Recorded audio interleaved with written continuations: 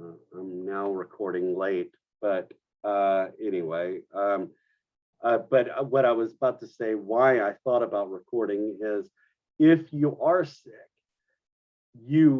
if you watch the recording, you email me or text me or call me and say, hey, I watched your class and here's, and I usually get you to kind of give me a little secret word or something that I know that you watched the video, then I will give you credit for that day, at least for attendance, being there and all of that. So you could pretty much, if you miss a day, you can go watch the video and at least get attendance, and you can get credit for being in uniform. Maybe you don't have you might not get credit for cooking the product unless you go recook the product, but you could at least get credit for, it's better than a zero. That's the whole thing, is it's better than a zero. So you can get at least a 20 is better than a zero, right? So if you watch a video or whatever else, you at least get 50%. You get a 50. If you watch the video and if you wear your uniform, show me a picture of your uniform, you're going to get a 60, and then you're going to get higher going up from there. So anything's better than a zero, and plus you could go through this whole class and not be absent as long as you watch those videos, and I will give you credit and attendance for that. So anybody that is on attendance probation or any of that sort of stuff, really keep that in mind, because you could potentially not ever be absent as long as you watch the video. Okay, so something to keep in mind. Let's see, and I'll show you where I'm going to store the videos as well. Vaccination. I know I got my I just registered my daughter, my 16-year-old daughter, for a vaccination. It's but we don't require it for sure at the school, but if you would, if you have it, it's just extra protection for you. But let's see, this I think is a little, about a half a cup of Clorox to a gallon of water. I think that's a little much, but anyway, so that's a disinfectant. This lady, she needs to be on your phone. That name, her email address needs to be in your contact list somewhere, somehow. Because she will help you out with resumes. She will help you out with getting your externship. She will help you out with getting, if you need help getting a job, just in general, just a plain old job instead of your externship. She can help out with all of those things. She's in the career services department. She is amazing, and Derek, she is got the best personality as well. She's a very bubbly and very very nice. But she can help you out on any of those things. So I would suggest keeping her name, in your list of important people, because she can help you find a job, or if you need a little side gig or something like that. I know, like, especially when UT football starts up again, they always are hiring for football games and all of that sort of stuff. And UT always, calls up the school looking for students or people to, and I've worked a couple of events as well for UT. So, it's a good opportunity, but she's a great place. Look, UT. Here we go. They're looking for a job, people right now. Additional places, you got Fun de San Miguel. That's a great Mexican food place. Got a couple of other places that are looking for people and or the White Lodging group right there, their hotel group. Guys, Poached, it's a great source. Honestly, I'm not ever looking, I mean, I'm not looking for a job right now, but I always get on to Poached. I'm not looking to move jobs, but man, there might be the ideal job out there. So I never stop looking for a job. I always look. And Poached is a great place. It's a great resource for us all. All right, quote of the week. Oh, nice. It's a good quote. All right. Just for fun. All right, trivia. What food do people chow down on down in hill in southwest England each spring? Chase down. What food do people chase down and hill in southwest England each spring? Tomato, cheese, watermelon, bagels, or turnips? Ooh, hold on, y'all are so fast. Let's see, we got 5. That's a turnip, cheese, turnip, cheese. Oh wow. All right. All right. Drum roll. Let's see. Cheese. Wow. Good job. I did not know that. That's awesome. All right. So we are done with that. So let's see, what time is it? It's 7 o'clock straight up. Awesome. Y'all want to take a 15-minute break? All right, 10:50 or sorry, 10:15. Sorry, 7:15. We'll reconvene at 7:15. Cool. Peace. See you at 15 minutes. Heard. Thank you, Jeff. Thank you, guys.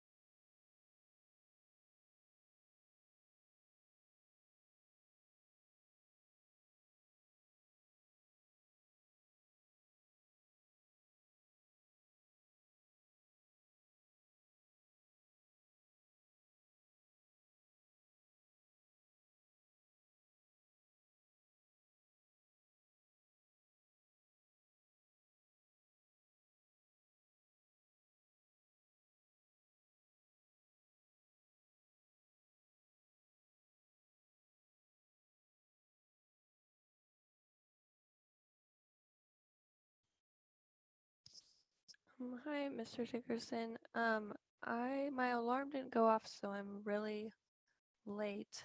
I'm so sorry, but I was just It's okay. wondering what we're doing right now. We're on a break. We'll be back on break, back at 7:15. Okay. Yeah, no problem. Cool. Thank you for showing up. Yeah, thank you. Yeah, no worries. So at around 7:15, we'll get back started. Okay. Yeah, no worries.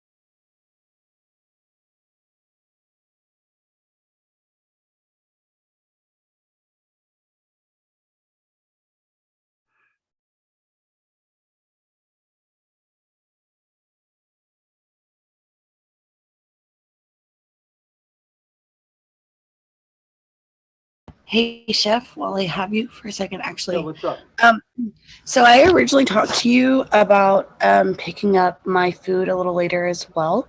Yes. For some reason, my boss didn't schedule me. I think he's still in the process of switching over my availability. Uh-huh. So I'm off today, so I will definitely be there before Okay, 1 to pick it up. I just wanted to cool. let you. Awesome, thank you. And yeah, I will be there. I'm gonna probably leave here right after class, and so I'll be up there maybe around 11 o'clock or so. Okay, perfect. Cool. Melissa, Thank you. Melissa, if you want, I can grab your stuff and bring it so you don't have to drive all the way to Austin. Are you serious? Yeah, because I mean, I have to go to work anyway, so I can grab your stuff and bring it back with me. I'll call you when I get off work. Okay, girl, you are amazing. Thank you. That would actually work way better. I like fell down my stairs, so my ankle is not Oh my God. working properly. I actually had to like call in to work yesterday because I can't walk on it. So that's like, yes, thank you. Sucks. Yeah, no problem, because I'm going to be there anyway, so I can just grab it and I'll call you when I get back. Perfect. Thank you. That's awesome.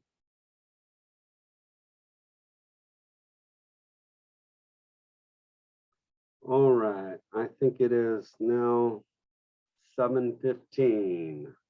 All right, so let me get back to.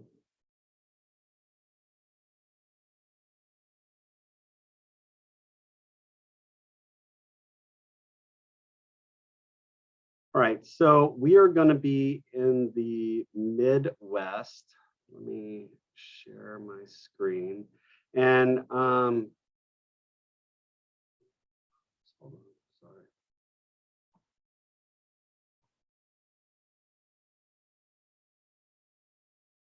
Let me go to the portal. Hold on, let me share my screen.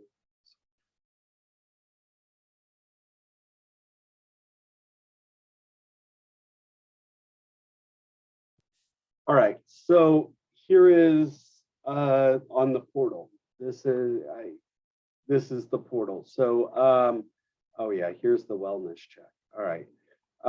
You need to do the wellness check every morning if you're coming into the school.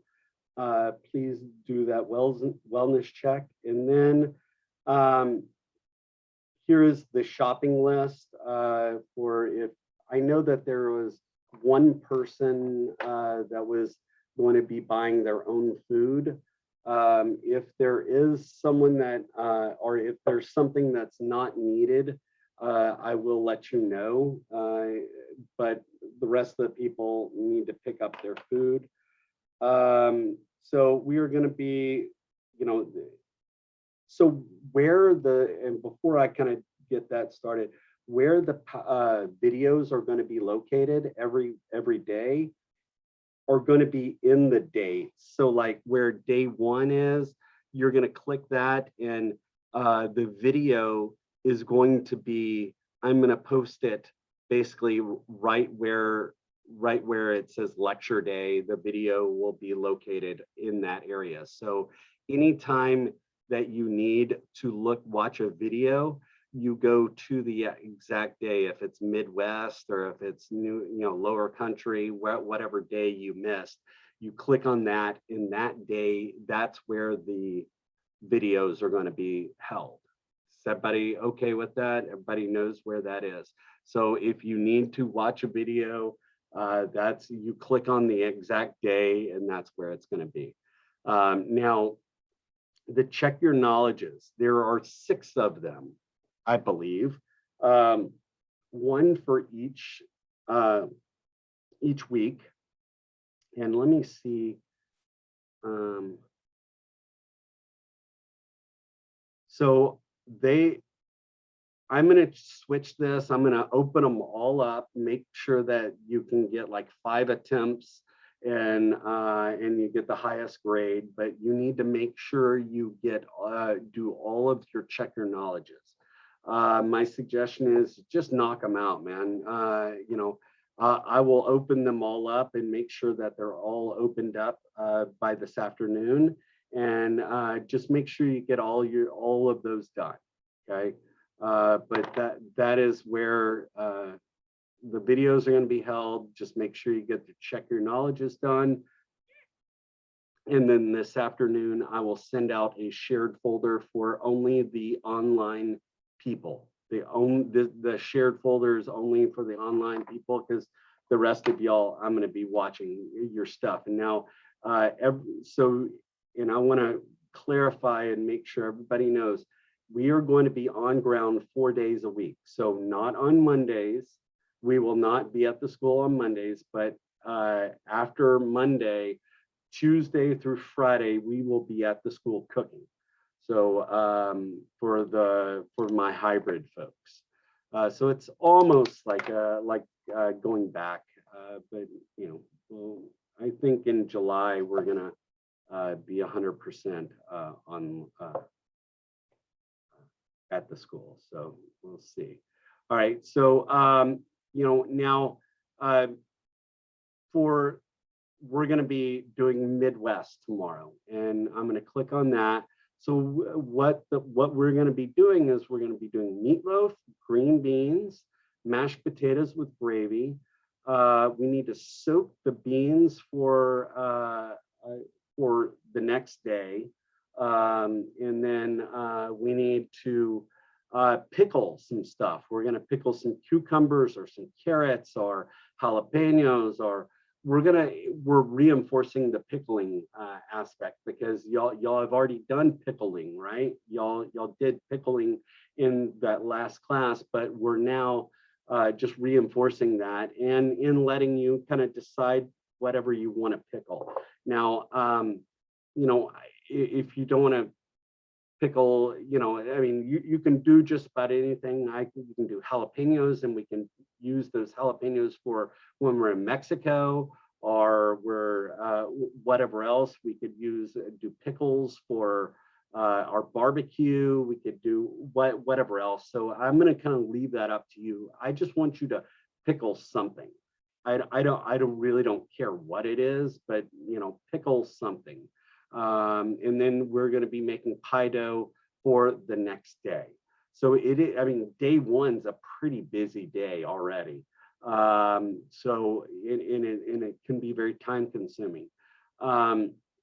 So, we are in the Midwest. Where is the Midwest? Anybody know where Midwest is of the United States? Some states in the Midwest? West of Appalachia, down towards and just past the Mississippi, basically between the Appalachians and the Rockies. Yeah. And so that is correct. And what I want you to do is try to stay true to the form of whatever region we're in, right? I don't want you to, because there's not much. They don't have a lot of like spicy stuff, like jalapeno. They don't use a lot of jalapenos or whatever else in like the Midwest. So, I would suggest not putting jalapenos in your meatloaf or whatever else, right? I want you to stay true to the region, right? If you're in a landlocked state and there's not much seafood, let's stay true to the form of the region. And this is something I want you to do for the people that are online. You sometimes have a little more leeway, but what I want you to make sure is you stay true to the region. Okay, that's so important, because this is regional cuisine, right? And we want to stick with what is happening in that state or in that region, instead of kind of throwing, oh, hey, I like jalapenos, so I'm going to just make a jalapeno meatloaf instead. And because, I mean, you can easily do that, and I've seen that done before, but it's not true to the form of that region. Okay, so if everybody follows me on that, that's just kind of important for me to make sure you do. All right, now I'm gonna open these up real quick.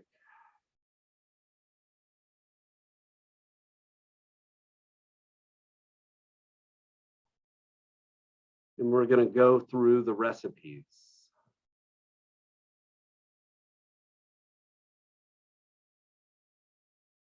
Okay, now y'all need to be making your production sheets, okay? Now, your production sheets are basically what you're going to be, how you're going to be producing this product, right? All of these things, right? That's your kind of production sheet. And I'm gonna go over this recipe a little bit. And you know what? I even have, hold on, let me.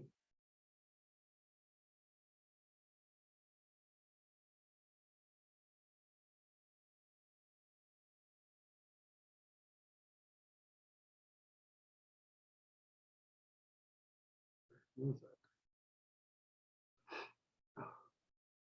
Hold on, sorry.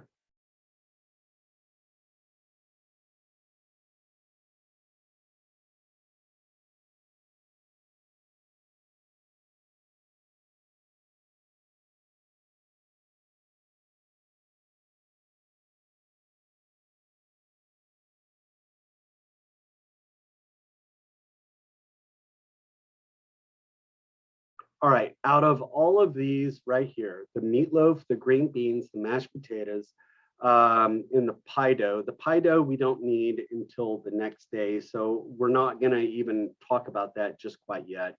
And the pickling, we'll talk about that in a few minutes. But out of the meatloaf, the green beans, and the mashed potatoes, which one's gonna take the longest? Probably the meatloaf. Meatloaf for sure. And with the meatloaf being, that needs to go first. You need to prep that first. Okay. So if you need to know what to do first, meatloaf is probably the very first thing you need to start. I would also say the second thing would be probably your maybe you can blanch your green beans. You know, you can blanch and shock your green beans, and we'll talk about that. That would probably be the second. And then in getting your mashed potatoes started would probably be the third thing. Okay. And then somewhere in between, you need to soak your beans and make your pie dough and then pickle something. But that's kind of the way I'm gonna, when I discuss it, I'm gonna try to discuss it the way that you need to cook it or when you need to cook it. So the very first thing is the meatloaf. So let's talk about this meatloaf.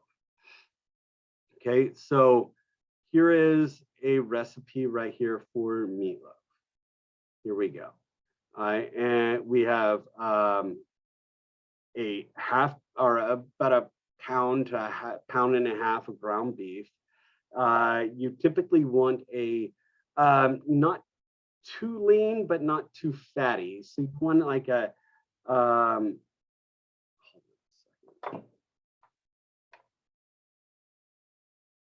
good morning.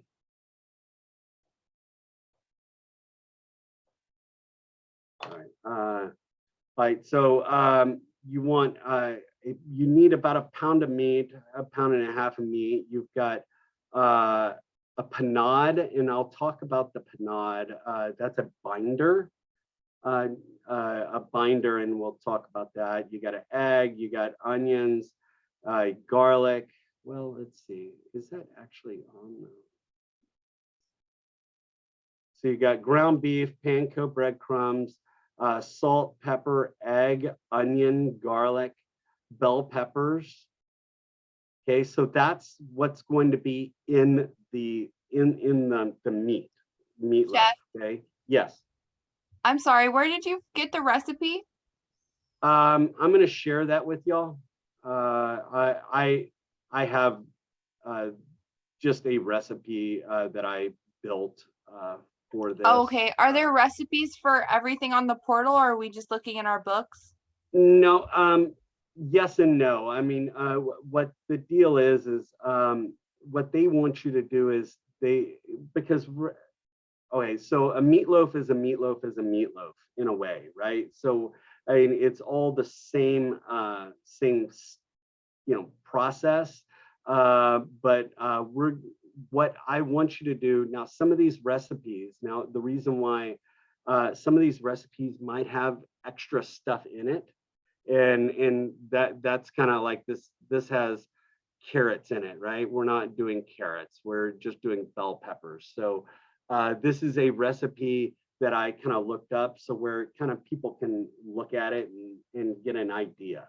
But I'm going to kind of go over the recipes, so and how to do it. So I will kind of explain exactly step-by-step procedure on how to make it, and you can just kind of write that down if you would like. Or also, I would say do research and look up a meatloaf recipe and kind of get an idea of what it is, because if not, you're just going to have to kind of figure out, kind of look at the recipe, and I'm going to kind of tell you exactly what to do. So, but I will have 2 different recipes. You can come up with your own recipe. It doesn't really matter to me either, but the only thing is we're going to only have these ingredients. So whatever is on the portal is the ingredients that we're going to have. Does that make sense? Or okay. So the rest. Yes, Chef. Thank you. So the recipes won't be on the portal, but we are gonna like write down what you. Yeah, I mean, this is the recipe. The only thing is it does not have the directions and how to do it. So I'm going to kind of give you the directions on how to do it. But also you can do some research on yourself, and I just I found this is a meatloaf recipe that I've done before, but it's got like carrots in it that we're not using, but it's the same procedure, right? It's just maybe the procedure is the same. It's just maybe the ingredients might change. Does that make sense?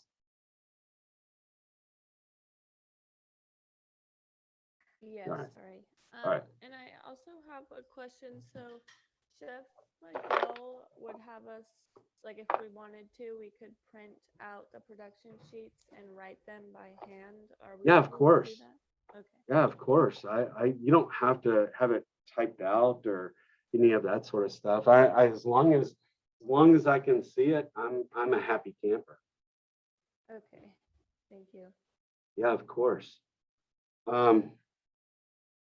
Let's see here. All right, so we've got let me go back to the portal. So you've got ground beef, you have breadcrumbs, you have salt, pepper, eggs, onion, garlic, bell peppers. Okay, so with that being said, the prep, the garlic, you need to you need to finely chop the garlic. You need to small dice your onions. Your bell peppers need to be small diced as well. Take the seeds out, just small dice it up. And then you have the egg. What I usually do is I crack the egg ahead of time and just beat it up. I like to crack it before I put it into anything, just because if you crack it while you're kind of over the meatloaf or whatever else, it might get seed, might get shells in it or something like that. But I just kind of crack it and just kind of beat it up and have it sitting there. And then my breadcrumbs. Now, the panko breadcrumbs are, if you're using panko or if we're using fresh breadcrumbs, it really doesn't matter. But the breadcrumbs they're dry, correct? They're dried breadcrumbs. So what I like to do is I usually put in about, and maybe I would say a half ounce. I add about a half ounce of milk to the breadcrumbs to kind of hydrate them a little bit. Does that make sense? So where it's not as crunchy, and also it kind of makes it tasty and kind of gummy like, and that will make that will help bind up your meatloaf, because the difference of this and taco meat is the binder, right? Because taco meat, ground like taco meat, is just all finely chopped, right? It's ground beef, but we want it to be bound up together into a solid homogeneous mass, almost like when you made sausage, right? In the other class. So you want, this is a form of a sausage, or what I would call a force meat. You're forcing two unlike things, moisture and protein, together to give it a homogeneous mass. So you've got ground beef. So what I would do is I would soak that breadcrumbs in about a half ounce to an ounce of milk, and then just let it sit. And then you're going to, so when you have that, I'm gonna get a saute pan. I'm gonna get my onions, put my onions in or get a saute pan with a little bit of fat, start sauteing my onions and getting my onions kind of cooked, my bell peppers, my garlic, kind of heating all of that up and cooking it. You can get a little color. You don't want a lot of color, but just get a little bit of color to it. And then you're going to, once you get that, you'll just kind of take it off to the side. You want it kind of soft. You want it par cooked, right? You don't want it raw. So you don't want it overdone, and you don't want it raw either. So somewhere in that middle. And then, you just kind of let it sit out for a second and kind of cool off.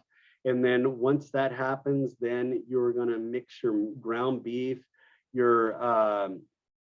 and all your vegetables in there. Okay. And it doesn't call for any salt or pepper. You need salt, pepper in the meat, right? You want that meat to taste like something, right? So you need to season that meat up, and whatever seasoning you want. You can do salt, pepper. I've seen a little dash of Worcestershire sauce in there. That's totally fine. Granulated garlic, granulated onion is fine. That sort of stuff in there, but you need to season it. Now, if you season it, right, but you need to taste it. How do you taste it? Well, you just take a little bit of patty, you take a little of the meat, patty it up, and cook it in a saute pan, and then you taste it, right? And make sure that the meat tastes good. Does that make sense? Because if not, you're kind of rolling the dice, and you don't know if that's going to taste good or not. Then once you know it tastes good, then you're going to put it in a loaf pan. You need to make sure your loaf pan is kind of greased up a little bit. I usually pan spray it, or a little bit of butter on the outside, and then put my meatloaf in there and pack it in really well. Any questions on that so far? Right, for the sauce is the stuff that goes on top. You have ketchup, brown sugar, pepper, rosemary, finely chopped. You can, I allow you not to put rosemary if you don't want to in there. I'm okay with not. Some Worcestershire sauce and some red wine vinegar. If you don't like to use red wine vinegar, you could use plain vinegar. You could use, any other kind of vinegar you would like other than balsamic. I would not use balsamic vinegar. Let's see. Then you want to mix up the ketchup, brown sugar, mix it all up and taste it. And you do not want it to have too strong of a sweet taste. It should be balanced out. It should have kind of a sweet, but not kind of an acid balance as well. And that's kind of the acid comes from the ketchup, the acid comes from the vinegar, and the sweetness comes from the brown sugar. Okay, so you kind of mix all of that up, make sure that there's no brown sugar lumps or any of that sort of stuff in there. And then we're gonna, there's two ways of doing this. I've done it. You can put your meatloaf in the oven at 350 degrees without the sauce on top, and cook it part of the way without the sauce on top, and then kind of glaze it, and then finish it up in the oven to get that nice glaze. Or I like to just put it on at the very beginning and stick it in the oven, and it kind of caramelizes. That sauce kind of caramelizes a little bit. That's my personal preference. So I'm gonna mix up that meatloaf, put it in my put it in the tin, put my sauce on top, and then stick it in the oven at 350 to 375 until the internal temperature. Does anybody remember what ground beef should internal temp should be for ground beef? Should be around 165. So I would make sure that you check that internal temp, and it's 165. If it is, take it out, let it sit and rest. It's a pretty straightforward, easy thing. The only thing I would suggest you doing is making sure if you're going to bake it, or when you're baking it in the oven, put a sheet pan underneath it or whatever else, because if there's any grease that oozes out of the outside, it could easily, make a mess, and it could burn and all of that good stuff. So questions about that? You just want it nice caramelized. And once you're done with it, you're going to let it sit and rest. It needs to set for a little bit. And then what I usually do, and what we're going to have is like these little loaf pans, these metal loaf pans, and I get my scissors and I clip all four sides, fold that loaf pan down, and then I can slice it in nice slices that way. Questions about the meatloaf? All right. Now the green beans. What I would do on the green beans is, or the prep is green beans, bacon, onions, garlic, salt, pepper, and butter. All right. So green beans, you need to trim them. Make sure you take the stem off. Make sure that they're cleaned up properly. And they're pretty close to the same size. If you're cutting them, you need to make sure that you cut them the same size and all of that sort of stuff. So make sure it's nice and trimmed up. Your bacon, sorry, I've got the hiccups again. You need to slice into lardons, okay? Or 1-inch slices, just a little lardon, bacon lardon. Your onions need to be fine diced, like I would say a small, or not fine diced, but maybe small diced.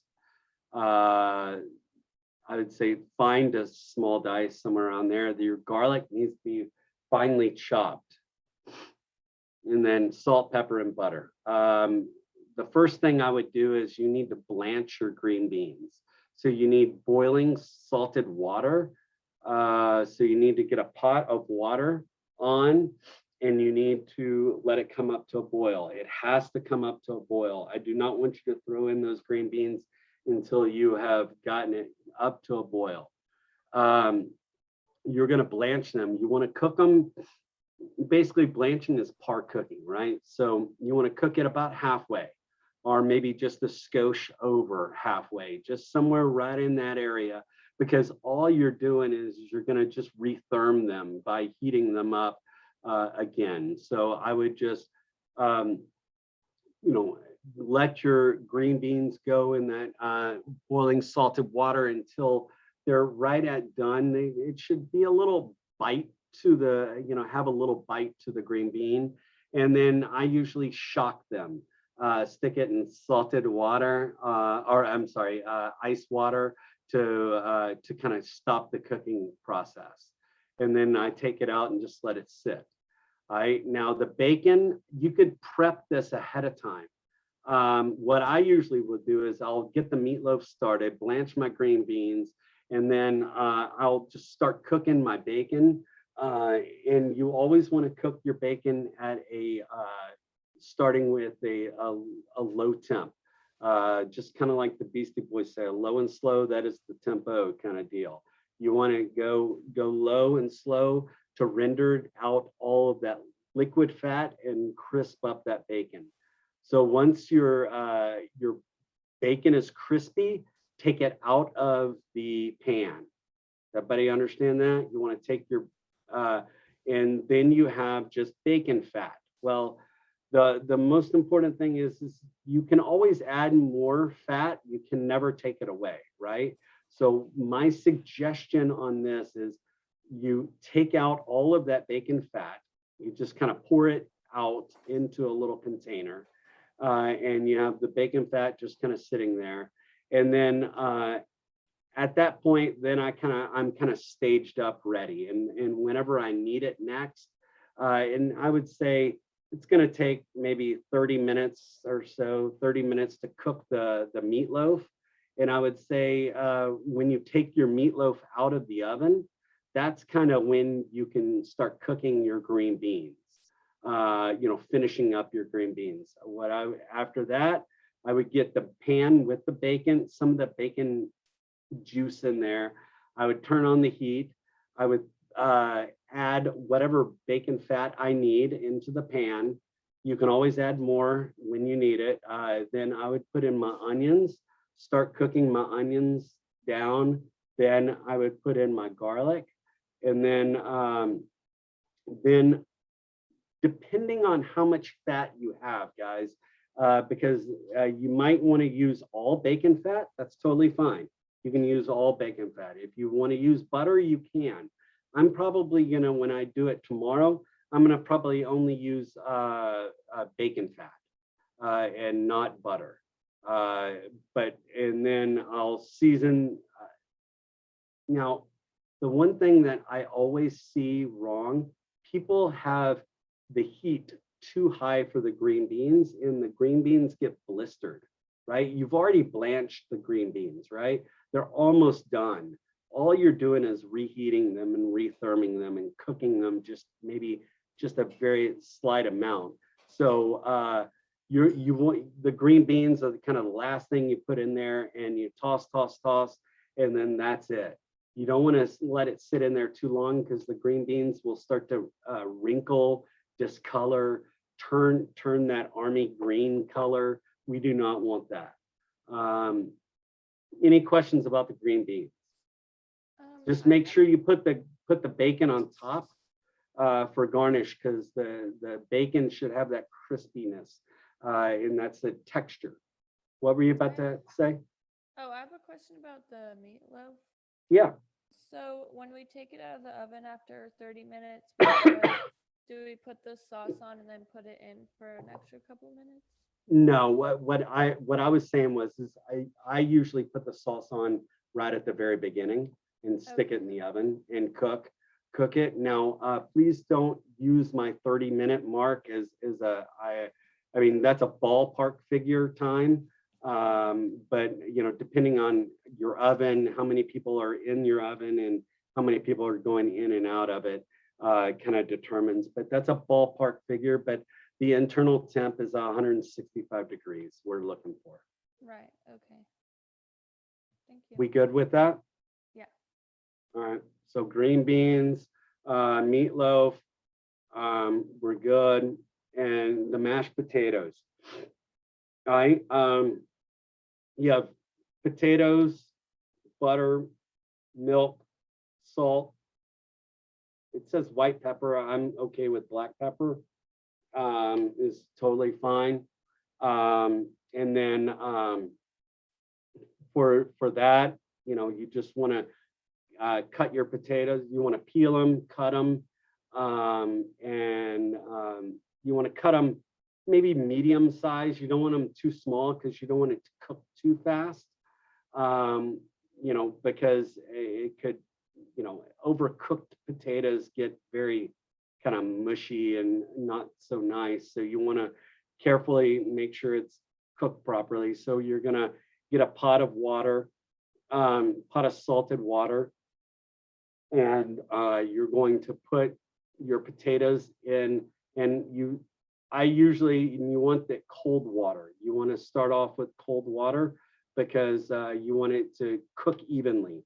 If it was hot water, it would start heating up the outside and it could overcook your potatoes. So you want to start off with salted cold water. You put your potatoes in, you let it come up to a simmer. You never want to have a rolling boil, on your potatoes because the rolling boil is too aggressive and it'll start beating up your potatoes too much, and it'll turn kind of starchy and gummy like. So it's not a very good texture. But once you get your potatoes cooked, they should, a knife should go in easily and out easily. It should be kind of soft. Then I usually strain the potatoes or strain the water out, and then I let it steam for about 5 minutes or so, kind of steam dry, because moisture is our enemy, right? We don't want a lot of moisture because if it's too wet, my potatoes are, flat and no structure to it. So I want to take away a lot of that moisture. And what I usually do is I have my milk sitting off to the side, and I usually heat up some of that milk, heat it up a little bit, so where I'm not putting cold milk into the mashed potatoes, right? I don't want, because then it'll cool it off too much. So I usually put in the butter and the warm milk and just fold it. And I use a rubber spatula and kind of fold it around and make sure it's nice and soft, or nice and not too oozy. I don't think I talked about pureeing it or mashing your potatoes up. If you don't have a ricer, if you have a hand strainer, you can push it through a hand strainer. But I just want it nice whipped, or a nice, I don't want any lumps in the mashed potatoes. So do whatever you can to make it not lumpy. And you have just salt and pepper. You need to make sure you season the mashed potatoes really well. My whole thing is cold potatoes are not good to eat. So make sure you do everything in your power to keep those potatoes warm. Okay, because cold mashed potatoes are not a good thing. For the gravy, it's basically you're making a roux, right? Butter and flour, got to make a roux. This looks like more of a kind of a cream gravy, right? So like a country style gravy. So it's flour and butter, equal parts, flour and butter. Then after that, you'll put in your milk.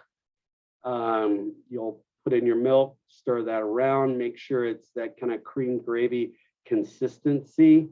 It shouldn't be too oozy and it shouldn't be too thick either. So it's somewhere in that between. And you for sure need a black pepper in this. This is more of a kind of a country style gravy.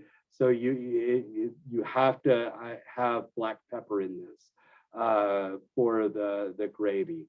And then just salt. So and remember, any roux-based product is going to thicken up. So it's going to thicken up. So, just make sure you make it, you don't want it too thick and you don't want it too thin. So you need to find that happy medium, right? So just trying to find that happy medium is so important. Any questions about the mashed potatoes? Yes, no, maybe so. All right. Pie dough. Have y'all made pie dough before? y'all, have y'all made biscuits, right? Yes, chef. All right, so same method, right? Biscuit method. Um, you know, it's the same method for making pie dough. So we're going to be doing, excuse me, 9 ounces of flour, 6 ounces of butter, 3 ounces of water, salt, and sugar. Okay, you're gonna cut that flour, the butter into the flour, right? And you're gonna mix it all up, and we're going to just make the dough and just kind of wrap it up in plastic and put it in the fridge. And we're going to use that for the next day. But it's important to make pie dough ahead of time because the butter we want as cold as possible because we don't want it to be melted or any of that sort of stuff. And if we make it the day before or the day of and try to roll it out, the pie dough tends to get a little tough because we created gluten by making the dough, right? And if we don't let it sit and rest, it's tough. And if you've ever made a pie dough and you've cooked it and the pie dough shrinks up pretty good, it kind of shrinks up a little bit smaller, that tells me that you did not let your pie dough rest long enough and it shrunk up. That gluten created and it shrunk up. So very important to make the pie dough a day ahead of time and just let it sit and just kind of sit in the fridge until you need it. But it's the biscuit method. I would go by these measurements. This will give you about the right amount that you need. Any questions on the pie dough? I mean, it's pretty simple. And y'all have done it before, but y'all are going to see me do this as well. I'm going to be doing it, you know, kind of right in front of you as well. Questions about that? We good? All right, let's take a 10-minute break. We'll come back and do the next day. Heard, chef. Cool, cool.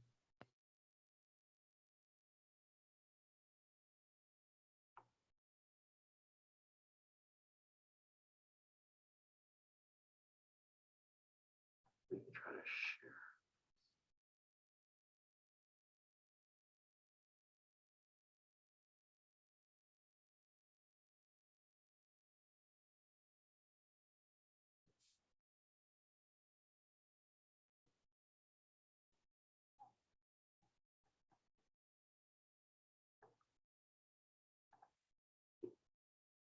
Hey, Tyler, what time did you get in? I got here at 7:30. Sorry, Chef. Okay. No, that's fine. I was just making sure.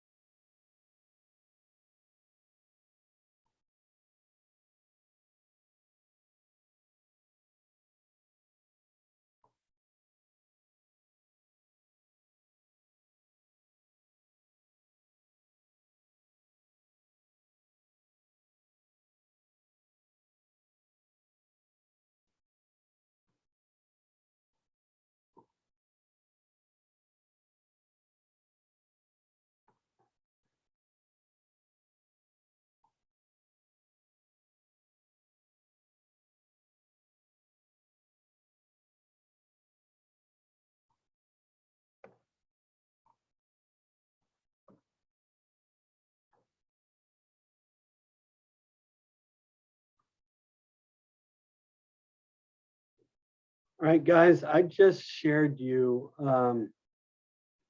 the recipes in the PowerPoints. I just sent a link to y'all.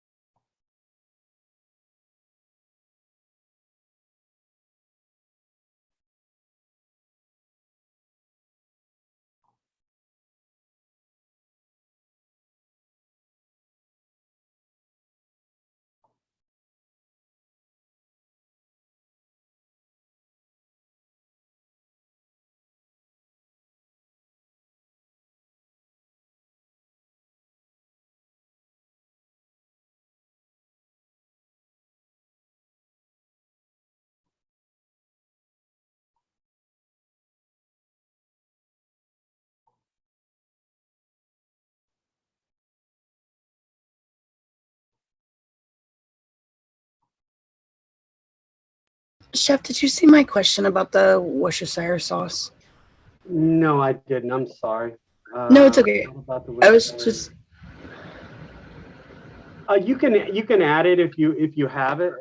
You can use it. Or what is? Or well, it calls for Worcestershire. I was wondering if it changes the flavor if you omit it. no, not really. I mean, it might just a little bit, but I'm okay with you. I mean, if you want to omit it, you can. Okay, I perfect. mean, that's not. It's just going like to- one of the flavors that I just cannot get past. Even if you put like that little bit in it, it's Gotcha. just I don't know. But I just wanted to make sure it wasn't gonna Yeah, like. no worries. Yeah, I'm not gonna. I mean, plus I can't taste your food, so True. you know, so it's kind of one of those things. Now, I just shared a link with the recipes that are in my Google Drive. If y'all want to look at, make sure that link works. And I think I emailed y'all as well, but Yeah, just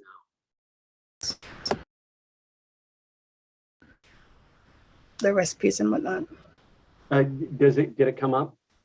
Yes, sir. Okay, great, awesome.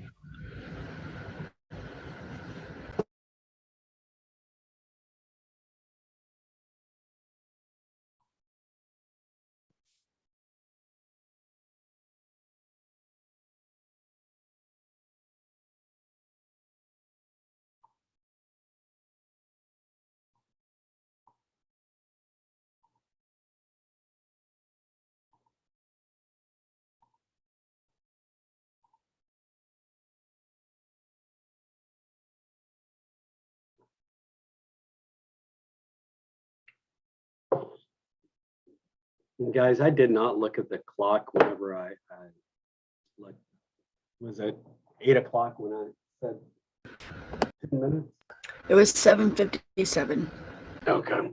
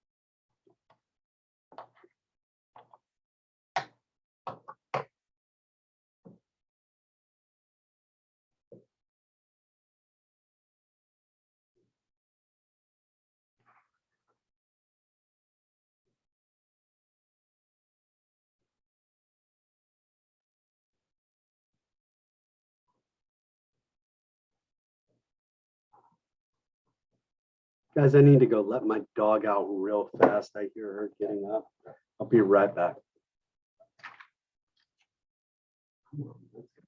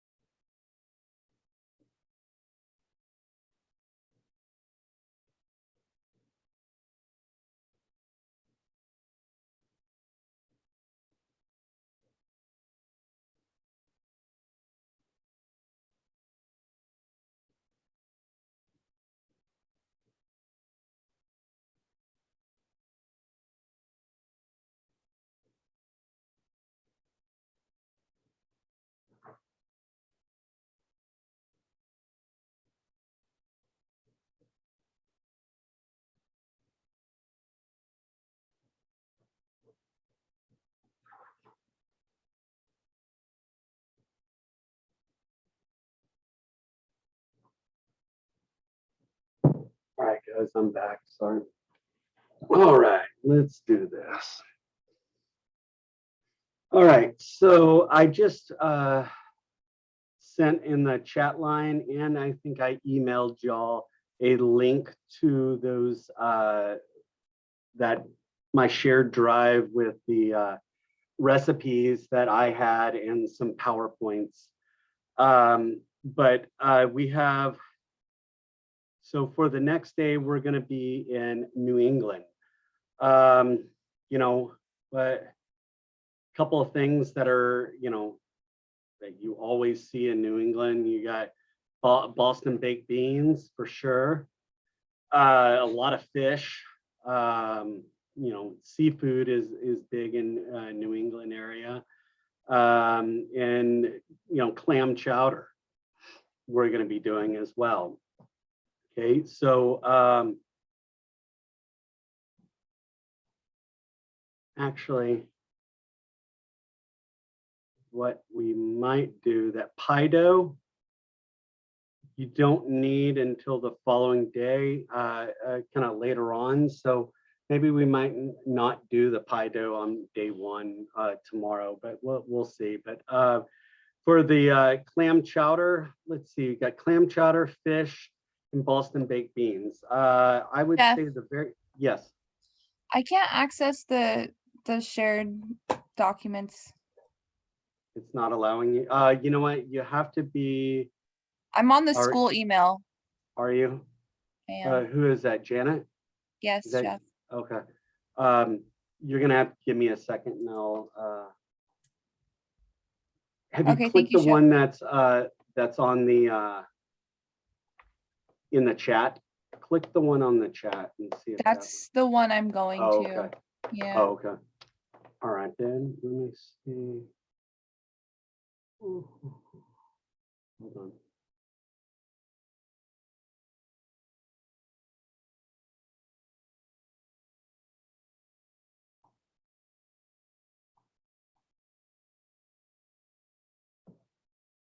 Okay,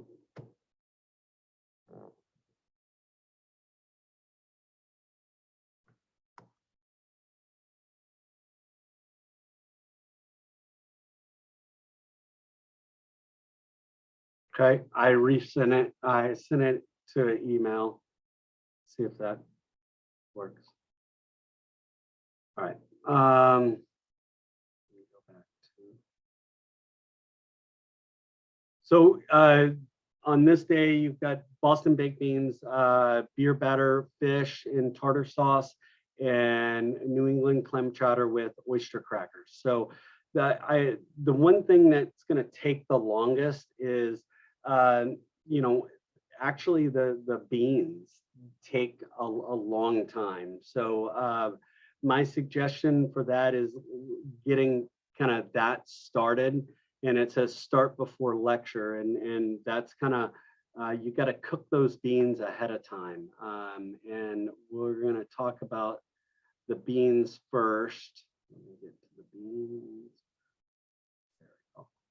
All right, Boston baked beans. You have navy beans, and let's see if I can make this a little larger for y'all. There you go.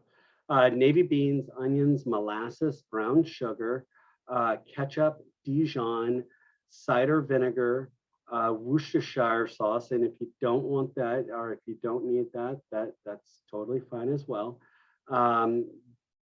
Pepper and bacon.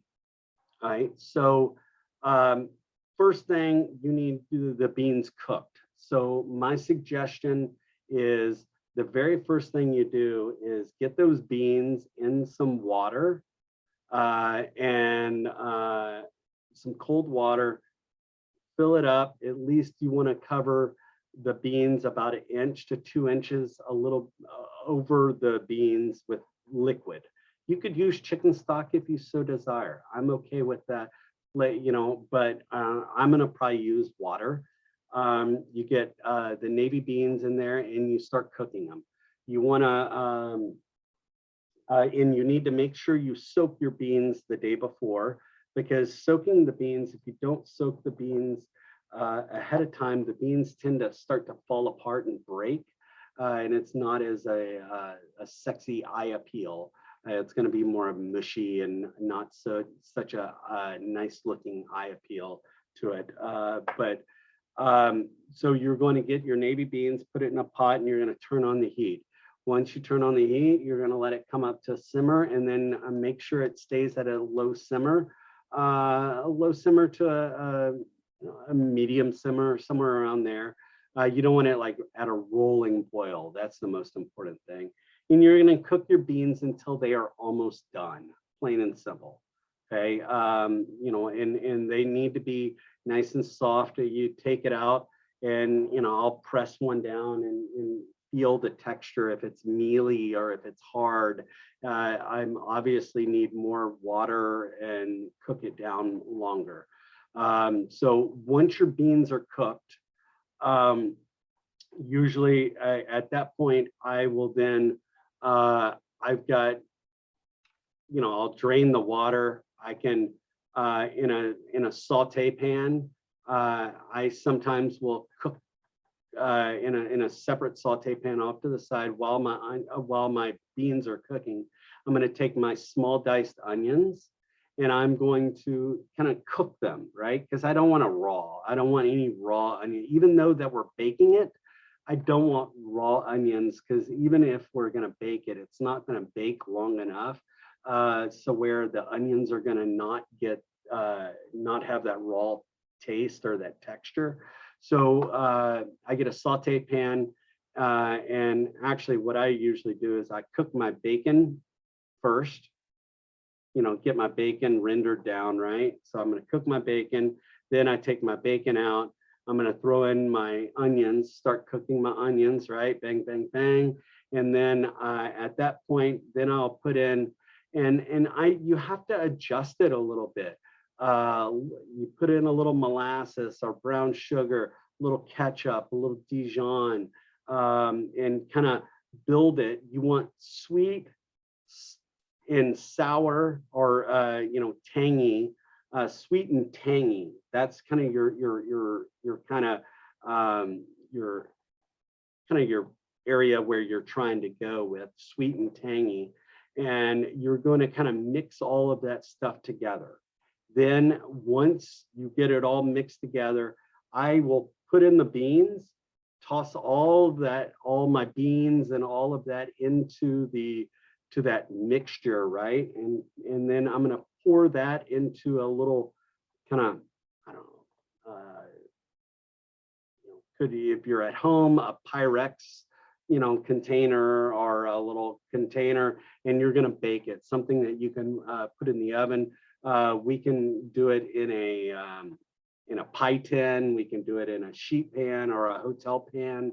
I'll kind of give you the equipment side of that, but we're going to need to bake it. So you put it in a baking sheet pan or a baking pan, and we're going to bake it. Now everything's cooked in there, right?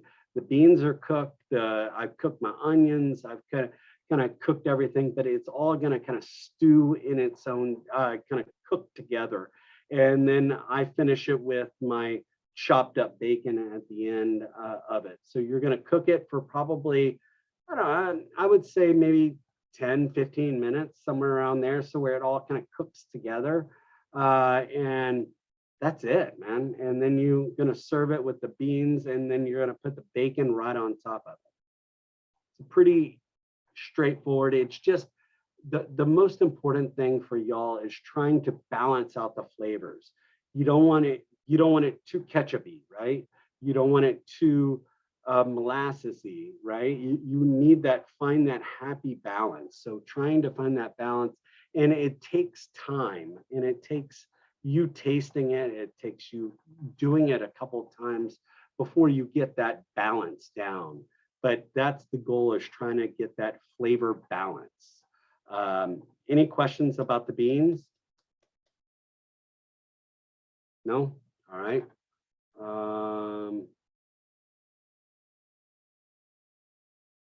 Oyster crackers probably going to take the second most amount of time. You've got to make the dough. So that's a cup of flour. A cup of AP flour, 1 teaspoon of bread flour. That bread flour gives a little more structure, a little more gluten. And then you've got salt, sugar, butter, and water. The butter needs to be cold and the water needs to be cold. I usually put a little ice in my water just to make sure it's really cold. And then you're going to kind of cut your dough, cut the butter into the butter or the flour, and just kind of mix it all, and you're going to basically create a dough. You get your flour, you'll put basically I put all the ingredients minus the butter and the sugar, the butter and the water in a bowl. So I put everything in the bowl except the water and butter. Then I get the butter, start cutting the butter into the flour and everything. And then I'll slowly add the water. Now it says 4 to 5 tablespoons. Well, depending on if your butter is a little too hot, usually you don't need as much water, but you need to make sure you have cold butter. But you're just going to cut in the butter, and then you're going to pour in a little of the water, mix it up, and you're going to make just a little dough, and then we're going to roll it out really thin. So you're going to roll out you're going to make the dough. You're going to let it sit for about, I would say, 10 minutes or so to just kind of relax. Then you're going to roll it out. And then you're going to cut it in little shapes. Oyster crackers usually are round. And what I usually get the piping tip. If you have a round piping tip, like the large piping tip that we have, I get you to use the backside, and that's your cutter. and you're going to cut out little oyster crackers, and you're going to lay it on a sheet pan, and you need to bake it at, I would say around, 250 to 300 degrees. I wouldn't go any higher than that. And you bake it until it's done. You don't want any color to it. Oyster crackers usually has, I mean, there's a little bit of color, but it's not like, really, really dark. It should kind of have that kind of a more of a whitish, whitish color, but it will have a little bit of browning, but not too much. But that needs to be done ahead of time because that's going to take a while. Okay, questions about that? Yes, no, maybe so. We good? All right. New England clam chowder. Next thing that's going to take I would do is you've got salt pork or bacon. You have celery, onions, clams, clam velouté, potatoes, thyme, heavy cream, salt, Tabasco, Worcestershire, white pepper, and scallions are green onions, the green part of the green onion. All right, so my suggestion would be you need to render down your bacon or your salt pork, whatever fat you need to render that down. You're going to render it down and get liquid fat, right? And I think we're going to probably get bacon, so that's fine. What you need to do is you need to I would cut your bacon into lardons or small strips, and then you're going to in a saute pan, you're going to cook your bacon until nice and crispy and take it out. Okay, you're going to reserve that bacon off to the side. You've got your celery, onions. Your celery needs to be small diced. Your onions need to be small diced. What is this recipe called? Someone say it. And there it is.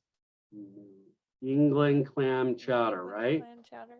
Exactly. It's not celery clam chowder. It's not onion clam chowder. It's New England clam chowder. So what should be the main focus? Clams, right? The clams should be the main focus, right? So that means whatever size, everything needs to be, all the other stuff needs to be smaller than the clams, okay? So your onions need to be smaller, cut smaller than your clams. Your celery needs to be cut smaller than your clams. That's very important because the clams need to be the main focus, not anything else. Does that make sense? So your cuts need to be about either smaller than your clams or right around the same size, but not anything bigger than the clams. All right, so you're gonna, in a saute pan, you're gonna cook so I said saute pan. Let me redo this recipe for y'all because I used saute pan instead of sauce pot. Okay, so you're gonna get a sauce pot or a soup pot, some sort of pot that you're gonna cook this dish, right? You're gonna put your bacon in there. You're gonna render your bacon down. You're gonna take out your bacon, put it off to the side. You've got fat in your sauce pot. You're going to then start sweating. We do not want to saute, we want to sweat. We don't want any color because clam chowder is white, or it has to have that white look. So we don't want any color. So we're going to sweat our celery and our onions together. I combine those two because celery has a lot of moisture, right? And that helps prevent browning. So you're going to get your celery and onions. You're going to cook it until nice and tender, right? So you want it nice and tender. Then at that point, you are going to make a velouté. Okay, so what I do is I'm going to, and this is a one pot deal. So you've got your pot, your bacon's off to the side, you've got your celery and onions you just cooked. All right, once you have your celery and onions cooked, I usually put in the flour, and we need to make a roux, correct? To make a velouté, we have to make a roux.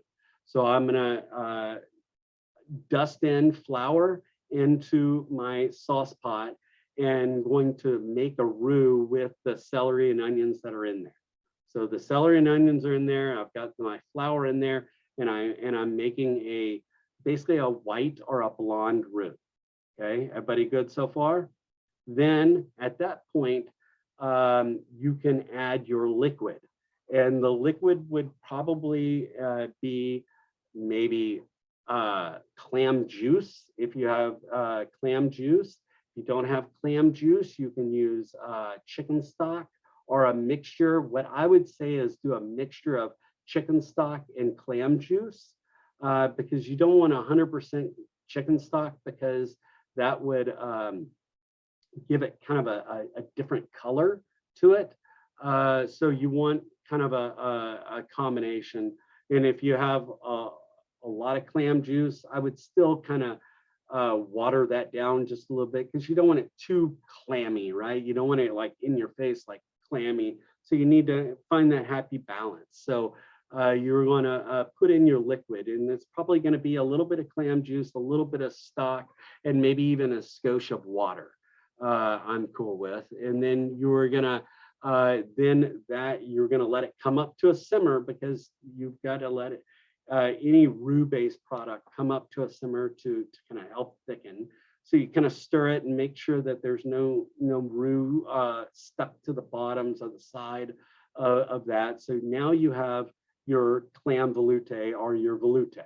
Does everybody understand that so far? So you just created a velouté.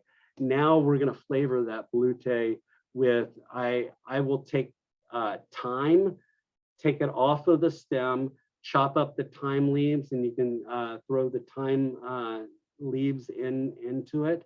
You can put in a little Worcestershire, a little Tabasco, and then you can put in your small diced potatoes.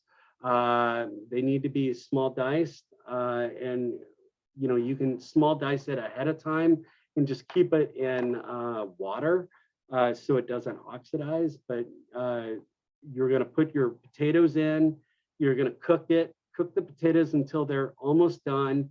And at that point, you're going to, I usually throw in my chopped, after my potatoes are nice and tender, I then will put in my chopped up clams. Okay, I don't put in my chopped up clams until the very end, because if you have if you overcook clams, they're very, very chewy and tough. So we don't want to overcook them too much. So just make sure you throw in your clams. And then the very last thing I do is put in some cream, because that cream gives it that kind of whitish color, and it finishes off that sauce, gives that richness. And then I season with salt and pepper.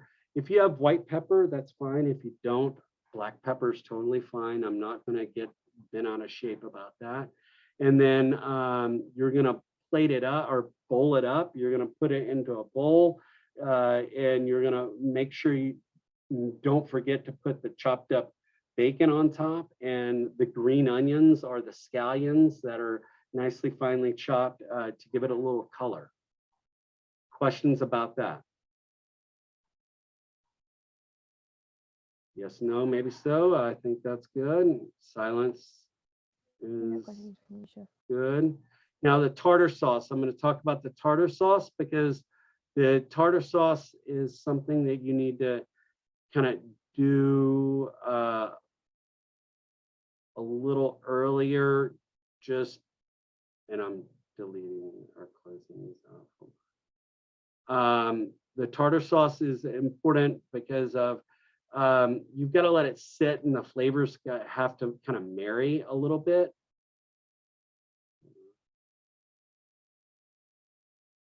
Tartar sauce, there we go. You have mayonnaise, so you're going to need to make mayonnaise. Okay, so we're going to go back in the Wayback Machine, right? And foundations class where you had to make mayonnaise. So we're just going to do a 1 egg or 1 yolk mayonnaise, but this is so important. This mayonnaise has to be ultra thick, because we're putting lemon juice, we're putting Tabasco, we're putting Worcestershire in there. That's a lot of moisture. And if your mayonnaise is too thin already, and then you add that, then it's really watery, and we don't want it watery, right? Or really wet. We want it enough so where when I stick a piece of fish in there, it sticks to my product, right? So we want to make sure things are nice and it's nice and thick. So very important, make a thick mayonnaise, all right? And so we got egg yolk and oil, right? And I usually put a little bit of mustard in there, or because mustard is a binder, it helps bind up mayonnaise. So if you can use mustard powder, you can use a little bit of Dijon.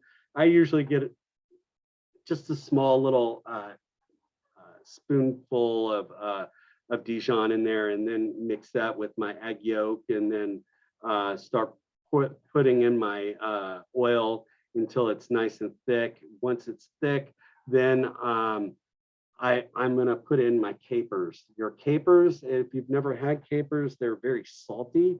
It's a caper berry. And they usually sit in a brine. And very important that you rinse those capers off so they're not that briny, but you need to finely chop them up. The pickle relish you put in there. If you don't have regular pickle relish, you can use sweet pickles. You can just chop it up, finely chop. Your shallot needs to be finely chopped. If you do not have a shallot, it needs to be white onion, but it needs to be very, very finely chopped or minced. No one wants big chunks of raw onion. This is going to be raw, so no one wants a raw onion in there. So so make sure it's very, very finely chopped. You have finely chopped parsley. That's kind of at the very end. Lemon juice, Worcestershire, Tabasco. So you make your mayonnaise, put everything else in there, and just let it sit. It's very important to let it sit. It's like making salsa or anything else. It's better the next day. It's better an hour from after you made it, whatever else. So the longer it sits, the better it's going to taste. So that's something you might want to get ahead and make that right off at the bat as well, so the flavors can marry. Any questions on the tartar sauce? We good? All right. Moving on to the fish. The fish is the very last thing. Why? Because it takes no time at all to make. You're making a beer batter. Okay. Now, if you don't have,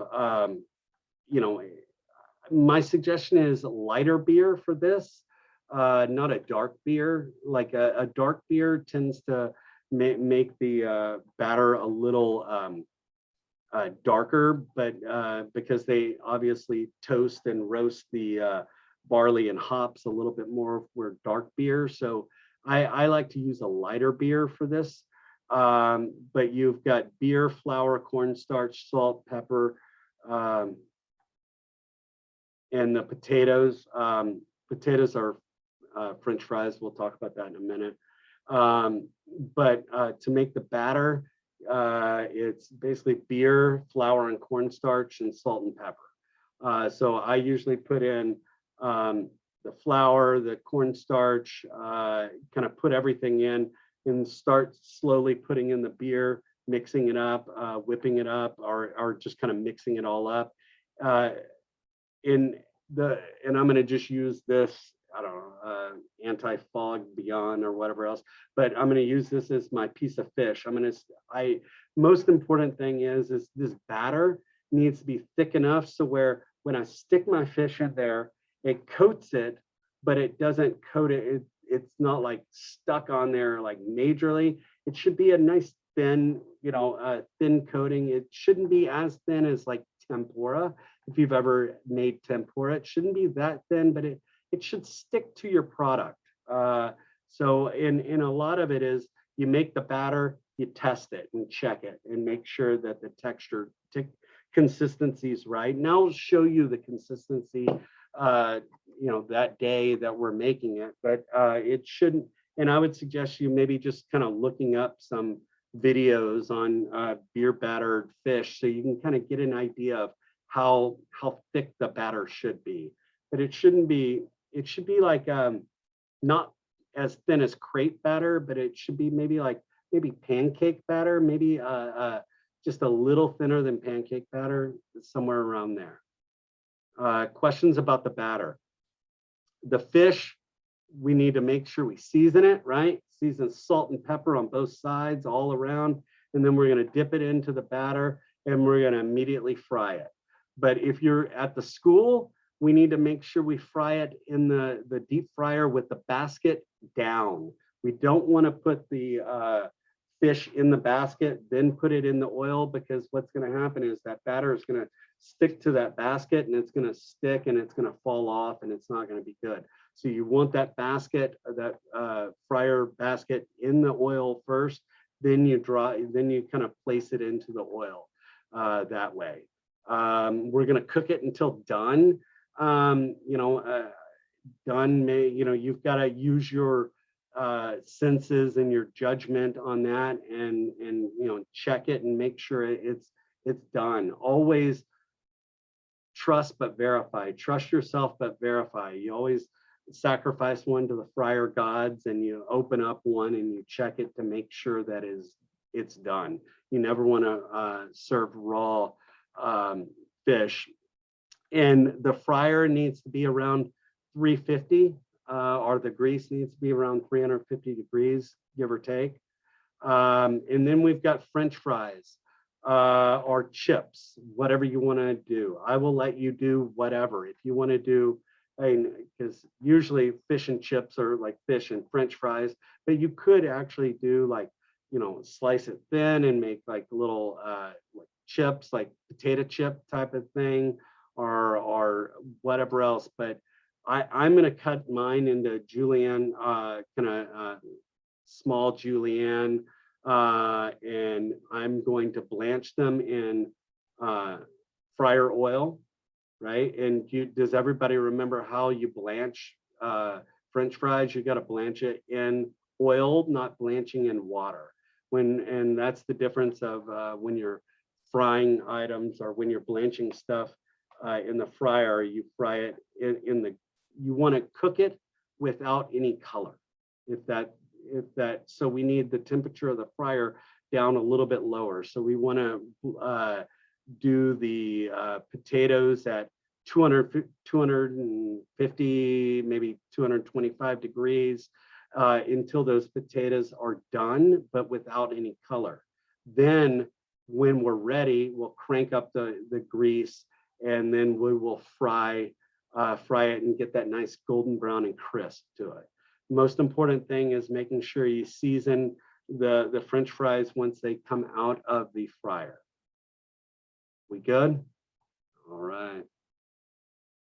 So that is this day right here. All right. Let's take 10-minute break. We'll come back and do the next day. Do lower country. Cool. So let's take a 10-minute break, come back and we'll do that. And we're almost done. I'll probably let you out a little early today. Hey chef, do we need to make a folder to put in our Google Drive? I'm gonna make one for y'all. And then I'll or actually if you want to make a folder and you share it with me, that's totally fine as well. Okay. And maybe that might be the best thing for you to do is instead of me, because there was always a problem with people, using a different email or something like that. So if y'all want to, just my online people, if you want to create a folder and share it with me, and that could be a spot where you can put all your pictures and all of that. It's totally fine. You want to do that? Create your own. Right, and then food pickup today is noon to 1, right? Or noon to 1. Yeah, I'm gonna probably leave. I'm gonna leave my house around 11, so I'd be there around 11:30. So somewhere right around there. Yeah. And where exactly do we go to pick up our bottles? You are going to just let me see where I'm supposed to be doing it. Want to give me a second and I'll try to find where I think, you know what, come to the back of the school, the back door, and just knock on that, or you can call or text me. I would say call me, because sometimes when I'm there, my text, I don't feel the text. So just call me and I'll let you in the back door. Okay, sounds good. And I'm sorry if I missed it earlier when I wasn't here, but did you put your phone number in the? I did, but I will put it again. No problem. Give me 1 second. What exactly is considered the back of the school? Because I only know where like those front 4 doors are. Is it just like behind those doors? It's but yeah, but if you know what I mean, I only have I think 5 of y'all coming, so just as long as you come to one of those doors and you call me, and I can come find you. Okay, perfect. Yeah, I mean, just I'm good with wherever. Just come, just call me when you get there, and I can come find you and tell you where, because I don't know exactly which kitchen I'm going to be doing putting it all together in. So I'll let y'all know, or just come there and just call me, and I'll come grab you. Are we required to come in uniform? Could you say it one more time? I didn't hear you. Are we required to come in full uniform for pickup? No, I'm okay with you not. As long as you're, dressed appropriate, I'm fine with that. Hard, Chef. No worries.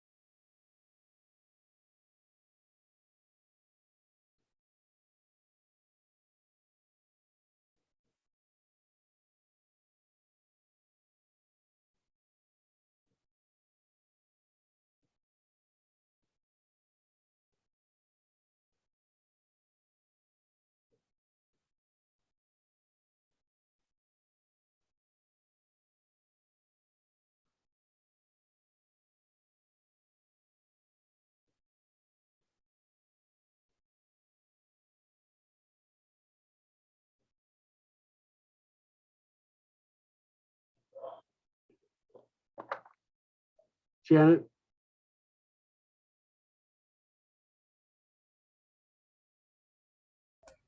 Yes, Chef. hey, and I'm sorry, and I didn't write this down. You're the one that needs to go to work today until midnight, right? Yes. Yes, Chef. Okay, so yeah, do you want to just come tomorrow morning to come pick up the box at the school? And I mean, you would just kind of miss a little bit of the, beginning of the class or whatever else. How early can I come to school to pick it up tomorrow? I mean, I'm going to be there right at 5 o'clock. Okay. I can come around 5 and pick it up. If and it would only be for this week, because after that, I can, we can deal with it and figure it out. It's just because I'm not here today, or, Well, and if all of that. if you're there at 5 a.m. every morning, like every Yes. Tuesday at least, I could even come pick it up Tuesday mornings. Then that's fine. Yeah, we can, let's do that. Okay. Okay, that Yeah. sounds good, Chef. Yeah, of course. Yeah, no problem. Thank you. Yeah, of course.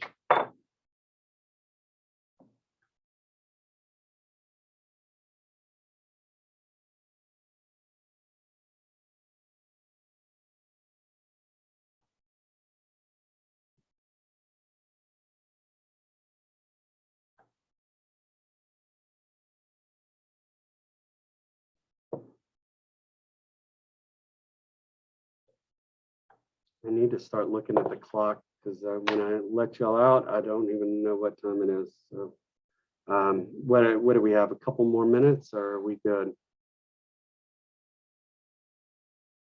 Everybody ready to come back?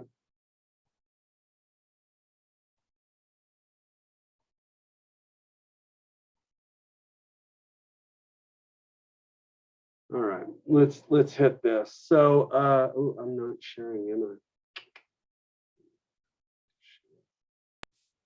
All right, so we're doing lower country. Okay, lower country. We've got shrimp and grits, crab cakes with remoulade sauce, Hoppin' John, and we've got to make roux for the next day, because we're going to be making gumbo for the next day. So we got shrimp and grits, crab cake, remoulade, Hoppin' John, and make roux. Now, hold on, let me make a note to myself.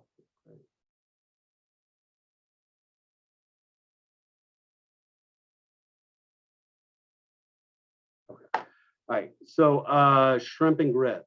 Let's talk about that. You have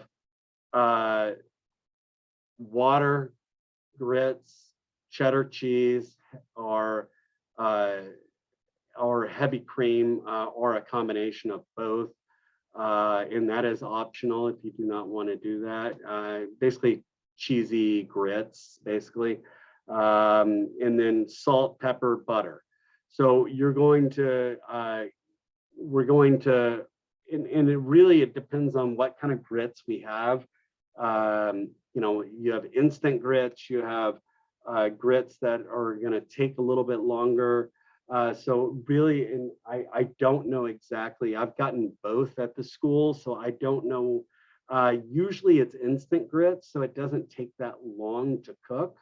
And I usually will just take a picture or tell you exactly the procedure that it shows on the box itself. We're going to kind of follow the box making the grits the way that the box says it, depending on if it's instant grits or not instant grits. But you're going to get the water and grits. You're going to you get your water and your grits, you kind of heat that up, and it turns into kind of a gruel, or a very looks like oatmeal or cream of wheat in a way. It kind of has that cream of wheat look to it.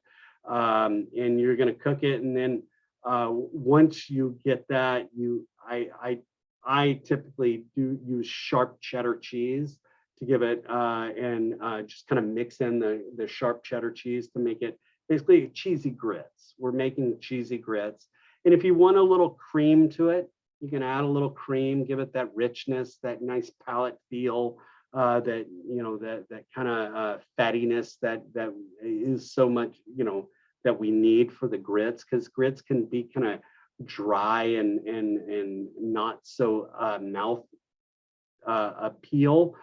So that's why we use fat and the cheese and the heavy cream to give it more of a creamy or a richer flavor to it.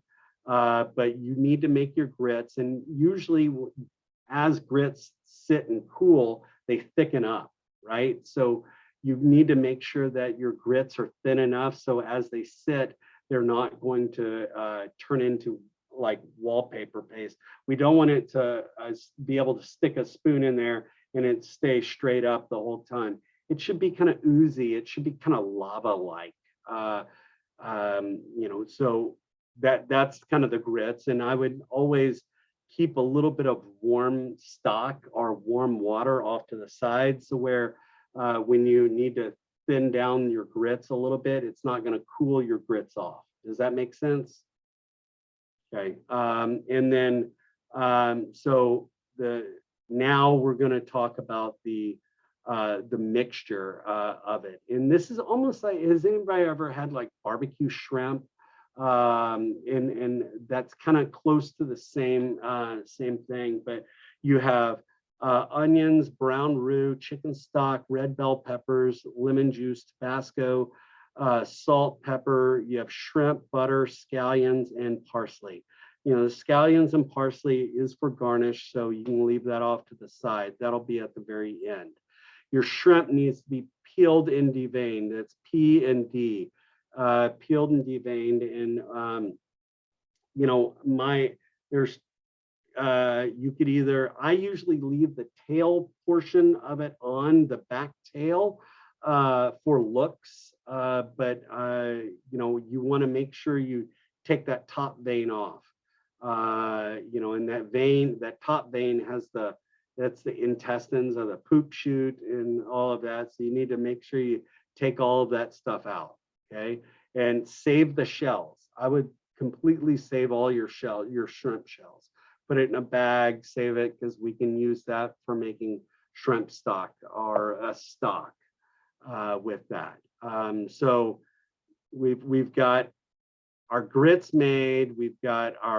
Now we've got to make this kind of topping or the sauce in a way.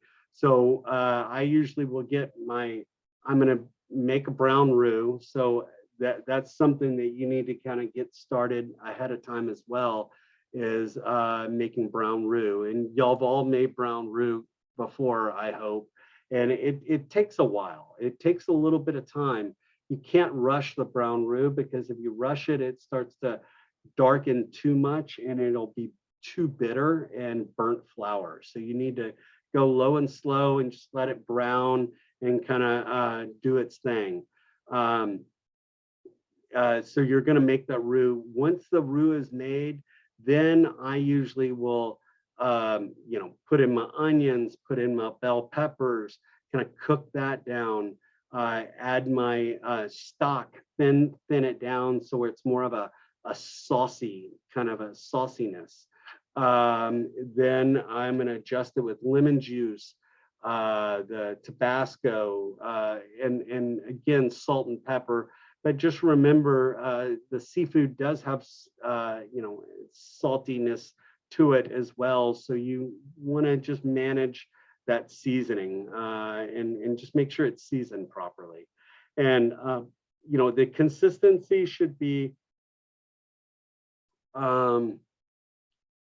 sauce-like consistency. It should coat the back of a spoon, kind of like it shouldn't be too runny, it shouldn't be too thick, but if it coats the back of the spoon, it's about right, sauce consistency. And then, so I've got that sauce made. Then this is real world, like, because you typically have your sauce made, you have your everything kind of made, and the last thing would be is cook the shrimp. So in a saute pan, I would start, get a little bit of fat. You can use butter if you want. Put in the saute pan your shrimp, start cooking that. Then I get a ladle, put some of that sauce into that shrimp, toss, and then that's it. I usually cook my shrimp off to the side. I have my sauce off to the side, and then I pour in the sauce to my shrimp instead of cooking my shrimp in with the sauce at first. Does that make sense? Because I want to kind of saute my shrimp off a little bit, because in the real world, you would already have all this sauce made, right? You would have this sauce already sitting in a bain-marie staying warm. And then you would just kind of cook up the shrimp and then kind of ladle in some of that sauce into your shrimp. Does that make sense? Everybody, yes?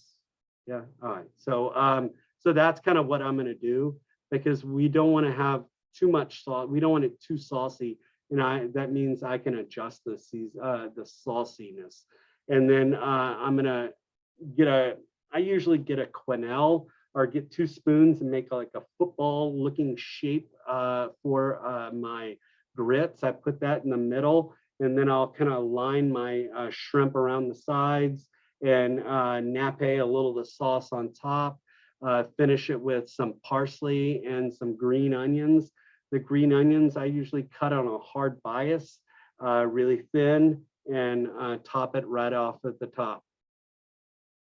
Pretty straightforward, pretty easy. And you're gonna see me do this. I'm gonna be cooking it as well as everybody else. So you're gonna see me do this as well. So questions about that? All right, crab cake. All right, crab cakes. They need to be called crab cakes because then they need to have the crab in it. You don't want it, the less movement on this crab cake, the better. You don't want to stir it too much because you don't want to shred the crab up. All right, so you got crab meat, you have bell peppers, you have 2 different styles of bell peppers, you have green onions, you have white onion, you have egg, you have lemon juice, or it says lemon juice, but it's lemon juice, lemon zest, Dijon. You got to make mayonnaise again. So the mayonnaise needs to be a thick, kind of a thicker mayonnaise. So you're gonna, and those two yolks are for the mayonnaise. And you're gonna make the mayonnaise, you're gonna mix it in almost like the tartar sauce, right? You know, tartar sauce, you had to make mayonnaise, and you did Worcestershire, Tabasco, excuse me, salt and pepper in there. And then we're just gonna let that sit off to the side. And then we have panko breadcrumbs. That's for breading, for kind of a breading procedure. So what I'm going to do is everything needs to be kind of cooked ahead of time. So the bell pepper. So what I'm going to do is I'm going to get a saute pan, get some fat, whatever fat that turns you on. I usually use butter, and I'm going to get my onions and start sweating my onions, and then throw in my bell peppers. The bell peppers and the onions need to be small diced, really small diced. It says onions grated. Do you see that? Everybody see where it says onions grated? Please don't grate your onions. Let's just very small dice it. Or do you see where it says scallions? We could, instead of using the white onion, we could use just the white part of the green onion, and it'll be finer. It's not going to be as crunchy. So you could use the white part of the green onion instead of the white onion if you would like. But I'm going to saute, I'm going to sweat those guys down. You can saute it a little bit. I just don't want too much color to it. So I'm got the onions, bell peppers, the scallions, or the white part of the green onion in there. And I'm going to cook that, and then I'm going to let that sit and cool. After I've kind of cooked it until it's almost done, or nice and soft, then I'm going to let it sit and cool for a minute. Then I'm going to get my crab meat, mix in my crab meat with that vegetables, those already pre-cooked vegetables. I'm going to squeeze a little lemon juice in there, maybe just a little bit of lemon zest, just a little bit. You don't want too much. And then I'm going to basically mix it all up together, and kind of want to make it bind it up a little bit. And what I usually do is, it says 2 eggs. Do you see where it says 2 eggs to make the mayonnaise? I usually take 1 egg yolk, or I use kind of take 1 egg yolk and mix it in with my with my mixture, so where it kind of holds its shape. And you'll see it, but you want to kind of hold its shape, and you don't want it to fall apart too much. And then I'm going to do a breading procedure. Basically, egg wash, panko, and we're gonna do egg wash, drop it into the egg wash, and then put it in the panko. Make sure it looks like a hockey puck. It should be kind of roundish, and the sides should be kind of not flat, because if you have them a little flat, they're going to brown too much around the edges. It should kind of look, it should be almost like a donut. You know how like a donut has a white ring around the edge of it?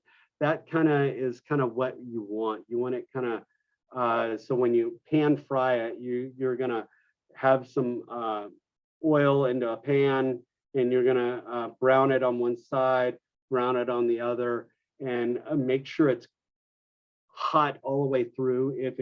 If your pan gets too hot when you're browning it on the stove, then put it in the oven to heat up, because you want everything's cooked in there. It just needs to be nice and hot, right? So just make sure it's all combined and nice and hot.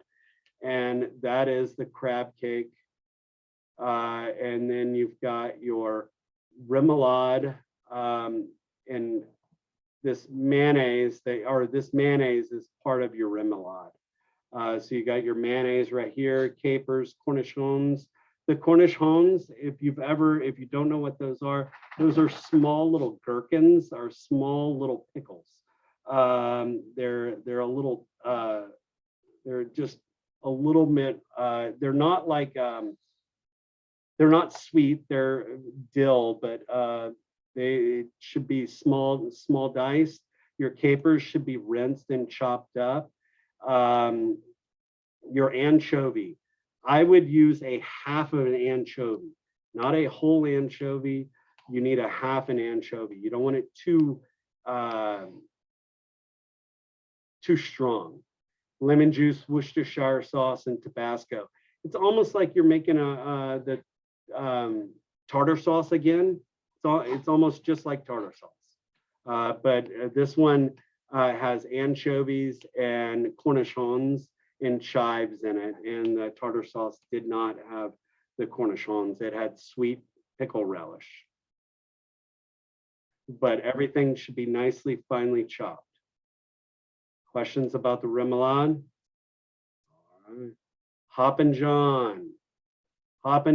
So we need to make rice for Hoppin' John, as well as this is. Does anybody know what Hoppin' John is? Here, let me show you a picture. Second.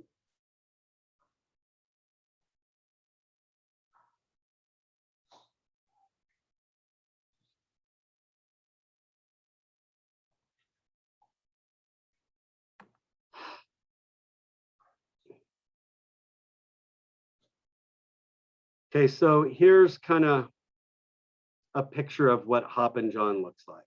It's basically beans with rice at the bottom of it.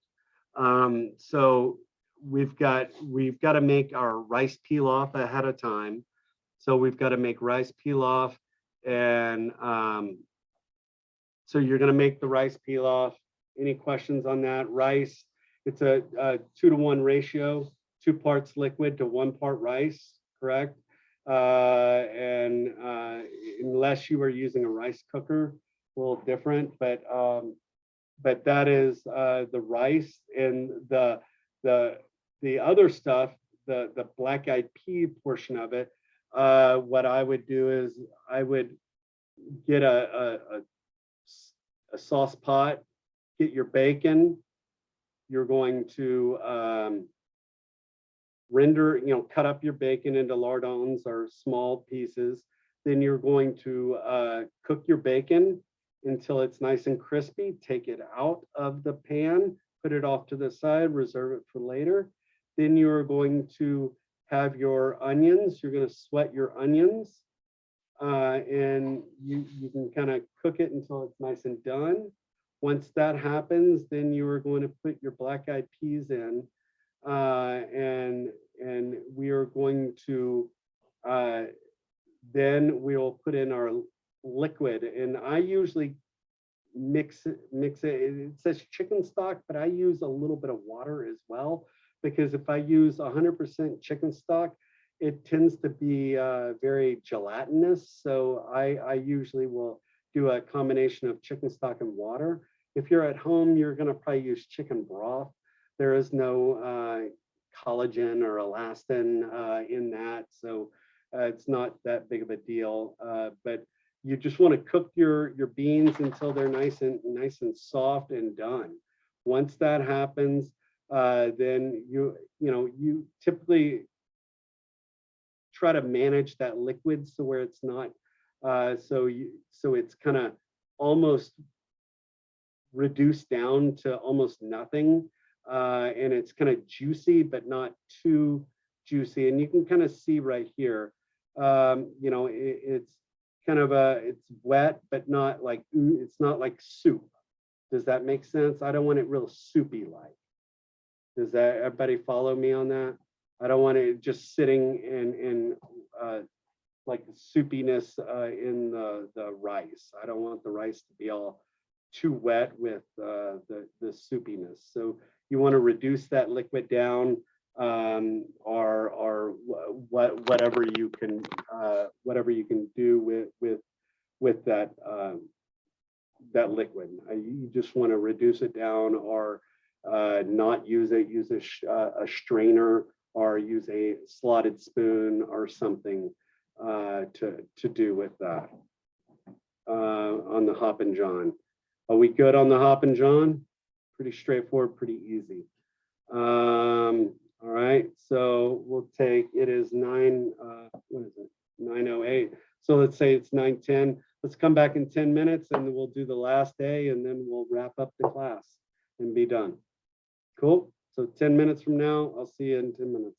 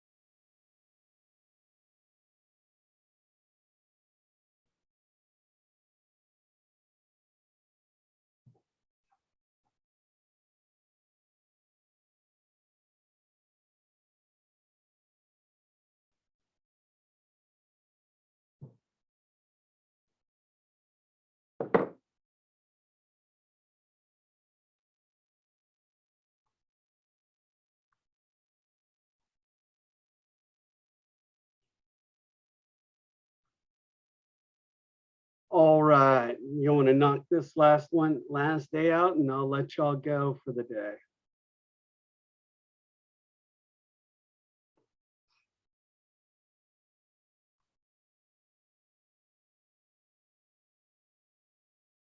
All right, so the last day is Cajun Creole, so that's Louisiana area. So we've got chicken and seafood gumbo, dirty rice, French rolls, our French baguette, and then you've got beignets. So let's talk about the seafood gumbo. Well, the most important thing is you need to make the roux the day ahead of time. Okay, so very important that you make the roux a day ahead of time, or you just need to make sure that that roux is done, because the roux takes a long time to make. So just make sure you have that roux done. And here is a picture of what gumbo looks like. And if you can see, there's different shades of colors of these gumbos. And it really kind of determines how long you cook your roux. Depends on how dark that your product's going to turn out to be. So very important that you kind of cook your roux down. And the people that are on school, going to be at the school, will just make the roux the day ahead of time, save it, and just kind of leave it off to the side, and we'll have it for tomorrow, the next day. So, but that's kind of what it looks like. So let's go with the instructions or directions. Let's see, you got andouille sausage, chicken tenders, Holy Trinity. Now the Holy Trinity, does anybody know what the Holy Trinity is? It's there. Carrots and celery. Could you say it one more time? Is it the carrots, onion, and celery? Well, it's celery, onions, and no carrots, but it's in bell peppers, celery, onions, and bell peppers. And that's kind of their kind of Holy Trinity type. That's their kind of, when I say they, it's in, Louisiana area, that's kind of their Holy Trinity, is the carrots, or I'm sorry, celery, onions, and garlic, with that as well. But you're just going to be cutting up celery, onions, and bell peppers and garlic if you want a little bit of garlic, but it's celery, onions, and bell peppers. That's the Holy Trinity. And that should all be like small dice, small to medium dice. I would say medium. Yeah, I wouldn't go large dice on it. And then you've got your dark roux, obviously made the day ahead of time. Cayenne pepper, paprika, shrimp stock. Do you remember those shrimp shells that I asked you to save? You're going to take those shrimp shells plus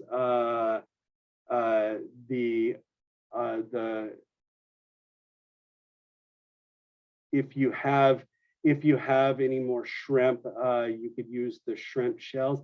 If someone wrote in the chat that says they're allergic to shrimp, that's totally fine. Just don't use shrimp or even shrimp shells or even the shrimp stock. Use chicken stock or use something else. You can take out the shrimp. It's totally fine.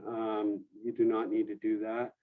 And they got, instead of shrimp stock, you could use chicken stock or you could use water. If you're allergic to shrimp, that's totally fine. You have bay leaf, thyme, parsley, okra. You could put any sort of seafood in there, from oysters to fish to clams to scallops to shrimp, you name it. It could be any of those. Or if you are allergic to seafood, you can just omit that whole thing, and that's fine. You have Louisiana hot sauce. It's a little bit different than Tabasco. Tabasco and Louisiana hot sauce is a little different flavor. If you don't have Louisiana hot sauce, you can always use Tabasco, but Tabasco tends to have a little stronger vinegar, a little more of a vinegar flavor. So that's kind of the difference, but not that big of a deal. You have filet powder. That's filet gumbo powder. It comes from the sassafras root that's ground up. It's kind of a greenish powder that gives a little bit of body, a little bit of a flavor, and sassafras used to thicken, so and that was a thickening agent as well. And the okra is also a thickening agent, but I would suggest you cutting them into, no more than 1/4 of an inch pieces. You don't want it too thin because it'll get too snotty, too slimy if you cut it too thin. So I would say 1/4 of an inch. So what you're going to do is you're going to get a sauce pot. You're going to, I put a little fat in there. You could use whatever fat that turns you on. I usually use lard. I like to use lard for this. If you could use duck fat, you can use it's up to you on whatever fat. But remember, however much, this is kind of a soup, right? So if you have a lot of fat, the top of the soup's gonna be kind of greasy. So manage how much fat you have. But I'm going to put in the fat. I'm going to start cooking my Holy Trinity. That's my celery, onions, bell peppers, and some garlic in there. I'm going to start cooking that down. And then once that's kind of cooked down, then I'm going to add, I usually add my roux at that point, or I'm sorry, add my stock or liquid, whatever liquid that I'm using. And then I will add my roux into it and then start to heat it up and slowly kind of, as I'm kind of heating it up, it's kind of thickening a little bit. But remember, very dark roux doesn't have much thickening power. So you typically need a lot more roux to when it's really dark to kind of thicken it up. But you're going to put in your roux, kind of mix that around. I usually put in my bay leaf, my thyme. I usually pick my thyme, take the leaves off and just kind of throw away the stem and just use the leaves and kind of loosely throw it in there. Then I will put in my okra, start cooking my okra in that stew. And then I'll put in, you can sear your andouille sausage, and you can put that in there. Your chicken tenders, you can sear that and put that in there. The very last thing you're going to put is your seafood. And your seafood, typically, I usually put in raw and then let it kind of heat up and cook in there.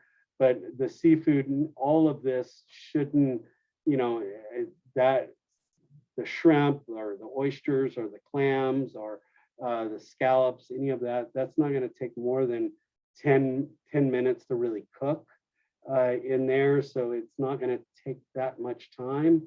But seafood tends to get very rubbery and chewy if you let it sit in there too long. So you don't want to let it sit in there too long. But then you're going to adjust it with some seasoning. You're going to put the Louisiana hot sauce. You're going to maybe put a little bit of filet gumbo powder just to give it a little flavor to it. Some salt, some pepper for sure in there.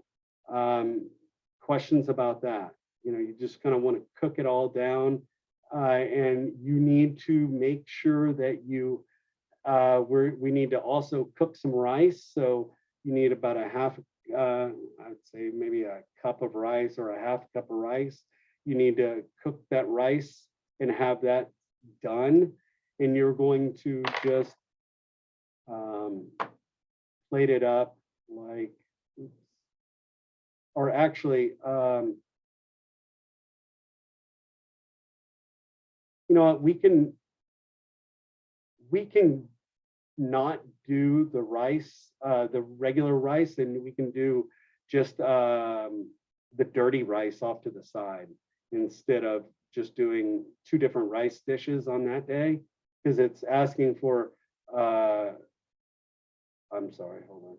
It's asking for rice for the gumbo and doing dirty rice. So let's just make the dirty rice and not make the white rice. Does that make sense? Yes. Okay, so let's don't make rice twice. So you will not need to make the white rice for the gumbo. We can just use the dirty rice. All right, we good with that? Okay, so and you would just want to garnish your, garnish your gumbo with the like the green onions or the scallions that are cut on a hard bias. Just kind of finely put that on top. And this is the, you can kind of see right here, the green onions right there. You've got your okra sitting there. You've got all your product kind of right in there. We good on that gumbo? The dirty rice. Let me show you what dirty rice looks like. There it is. You can kind of see it's just, the dirtiness comes from the chicken livers. Usually get chicken livers in there. So let's see, where's my dirty rice recipe?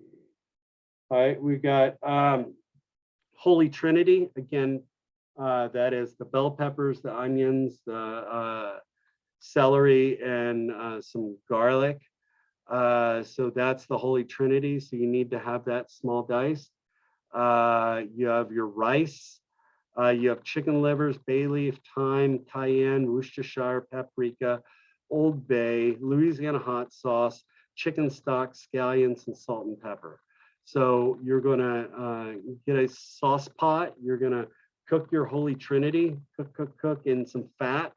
Then while I'm cooking my Holy Trinity, I take my chicken liver, but before the chicken liver, we're gonna need to rinse the chicken liver off and make sure it's all cleaned up a little bit. And then I chop it up with a chef's knife, just kind of chop it up into some pieces.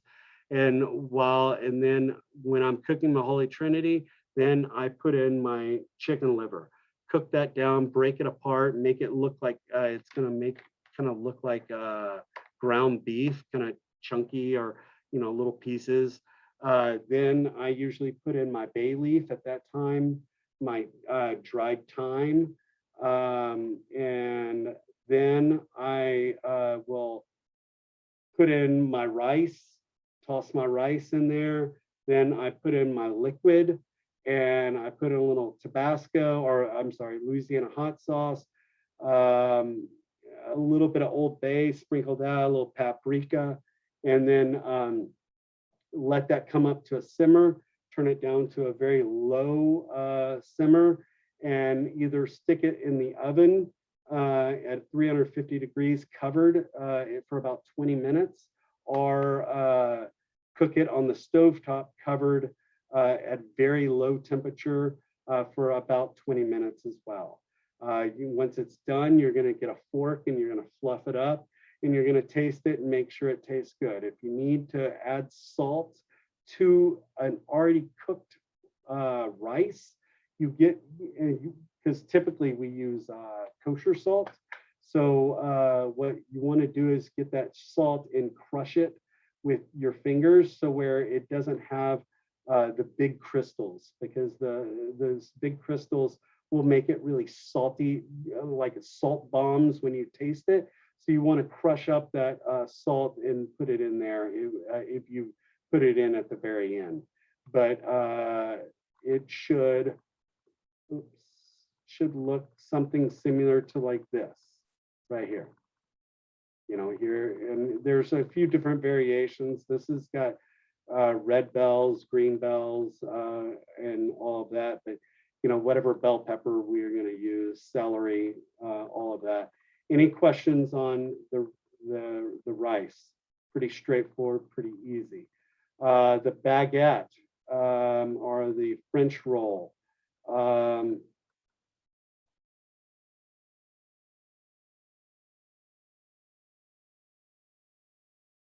Baguette, you've got bread flour, instant yeast, salt, water, malt, syrup.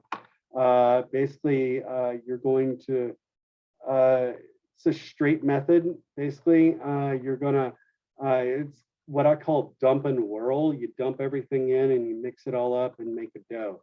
So you're gonna get your flour, and so I'm gonna get my yeast. I'm gonna put the warm, it needs to be warm water. Excuse me.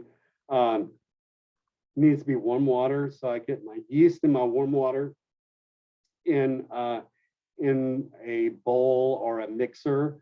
Let it sit for a second. Then I'm gonna put in my malt syrup, and then I pour in my flour, and then I get the dough hook, put it on and turn it on.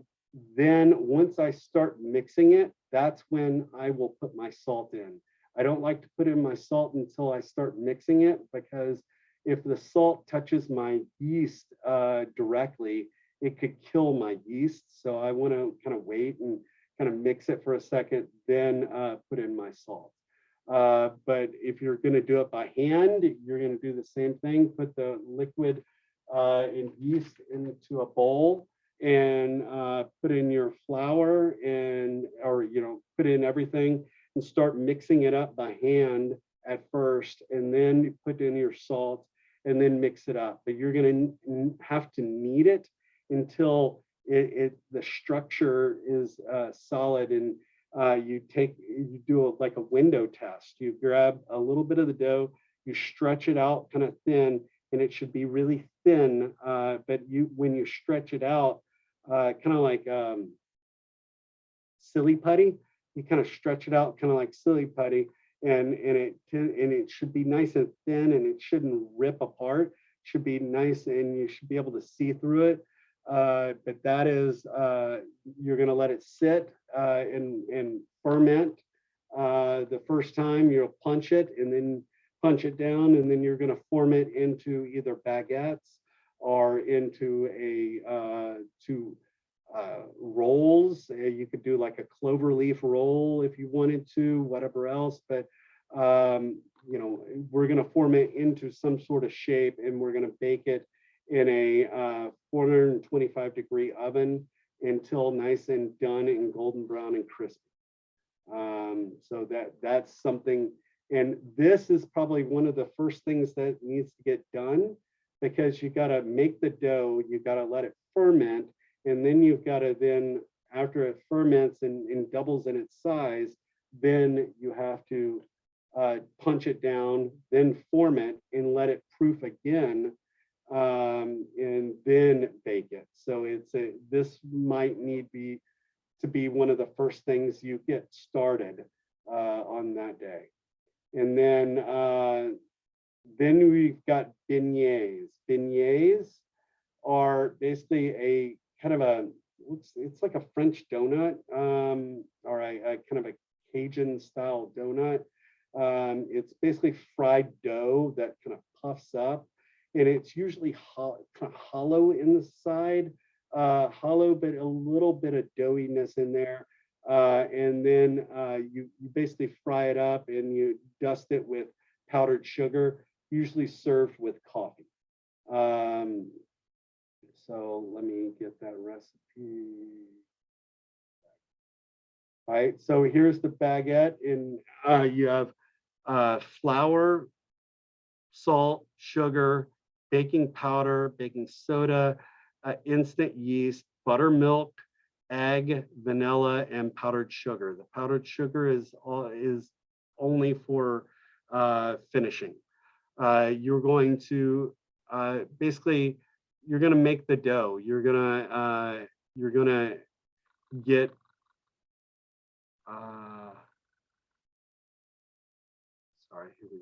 the buttermilk, if you're in class with me, I pull out the buttermilk early in the morning, so where it's not cold. I just don't want it cold buttermilk. I don't want it right out of the fridge, because if it is cold right out of the fridge, then what happens is it takes it takes a little bit more time for it to kind of rise up a little bit. But anyway, so you've got, but you can also see we have two leavening agents, and leavening agent is things that make it puff up. One is the yeast, and the other two are baking soda and baking powder. So that kind of helps puff it up as well. But you're going to make a dough. You're going to, so in a bowl or in a mixing bowl, you're going to get the yeast. You'll put in your buttermilk, mix that around. I usually put in my salt, I'm sorry, my sugar, my flour. Then I put my baking soda, my baking powder on top of that. And then I start stirring it or mixing it. And then when it starts to kind of mix a little bit, then I put in my salt and my egg in there as well. I kind of put everything in there minus the salt and minus the powdered sugar, kind of mix it all up until it's a dough. And then you're going to, once you've got that dough mixed up, then you are going to let it sit and double in its size. Okay, so it's going to proof and then, or ferment. Then you're going to take it, you're going to roll it out about 3/4 of an inch, and then you're going to cut it. Usually it's cut into squares, you know, something similar to like this. You know, I've seen balls, but the balls don't cook as well. Little squares or rectangles is kind of the size that we're going to be doing. And then we're going to take it. It does not need to kind of, you know, proof again. So we're going to roll it out, cut it. Then we're going to fry it immediately in a 350-degree grease until it kind of puffs up and gets golden brown. I usually use a chopsticks or some sort of maybe tongs or something to flip it, because it needs to, you need to flip it over as well and make sure it's nice and golden brown. When you let it take it out, you kind of drain the grease off, and then you dust it with a very liberal amount of powdered sugar and plate it up. But that is the baguette or the beignets. Any questions, problems, or concerns? Are we good? Good, Chef. All right, well, I'm getting you out of here maybe a few minutes early today. I remember class lets out at 10 o'clock every day. I'm going to kind of, I'll be heading to the school around 11 o'clock. So, or I'll be there right around that time. So if you come before, what is it, 12 o'clock, I think?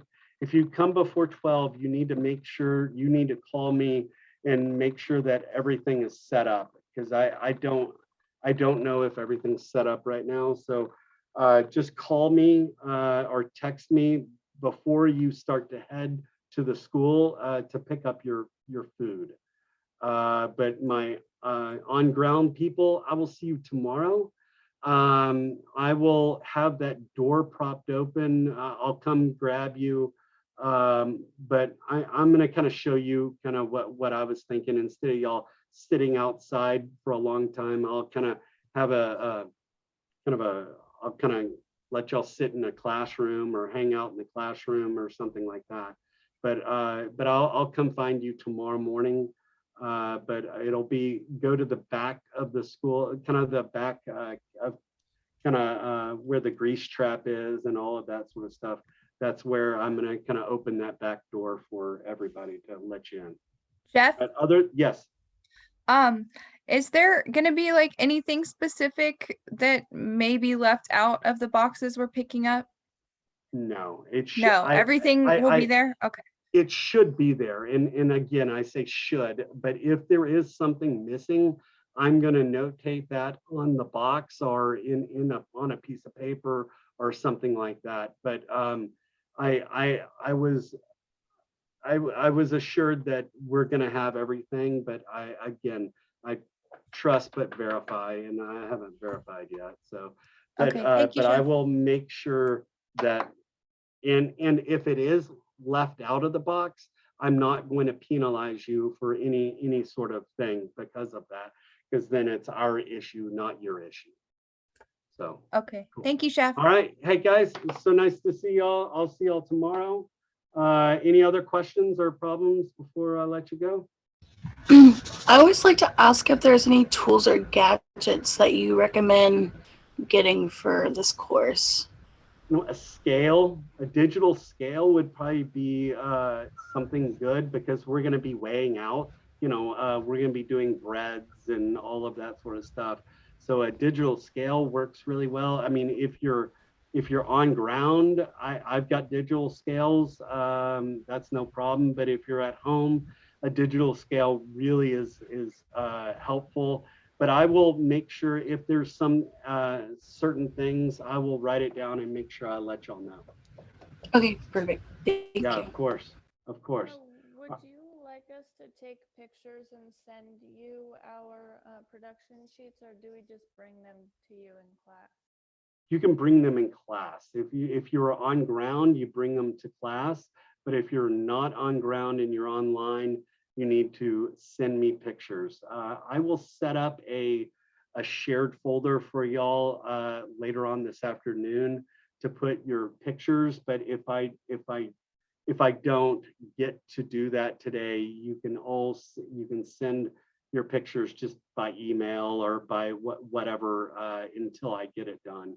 I've just got to cover a couple of people's classes that are not going to be in class today. So I've got to teach a few other classes. So if I don't have time, I'll send that out tomorrow. Cool. Okay. All right, guys, y'all have a great rest of your day. I'll see y'all, a few of y'all this afternoon. Talk to y'all later. Bye. Bye, guys. Thanks, Chef. Thank you, guys.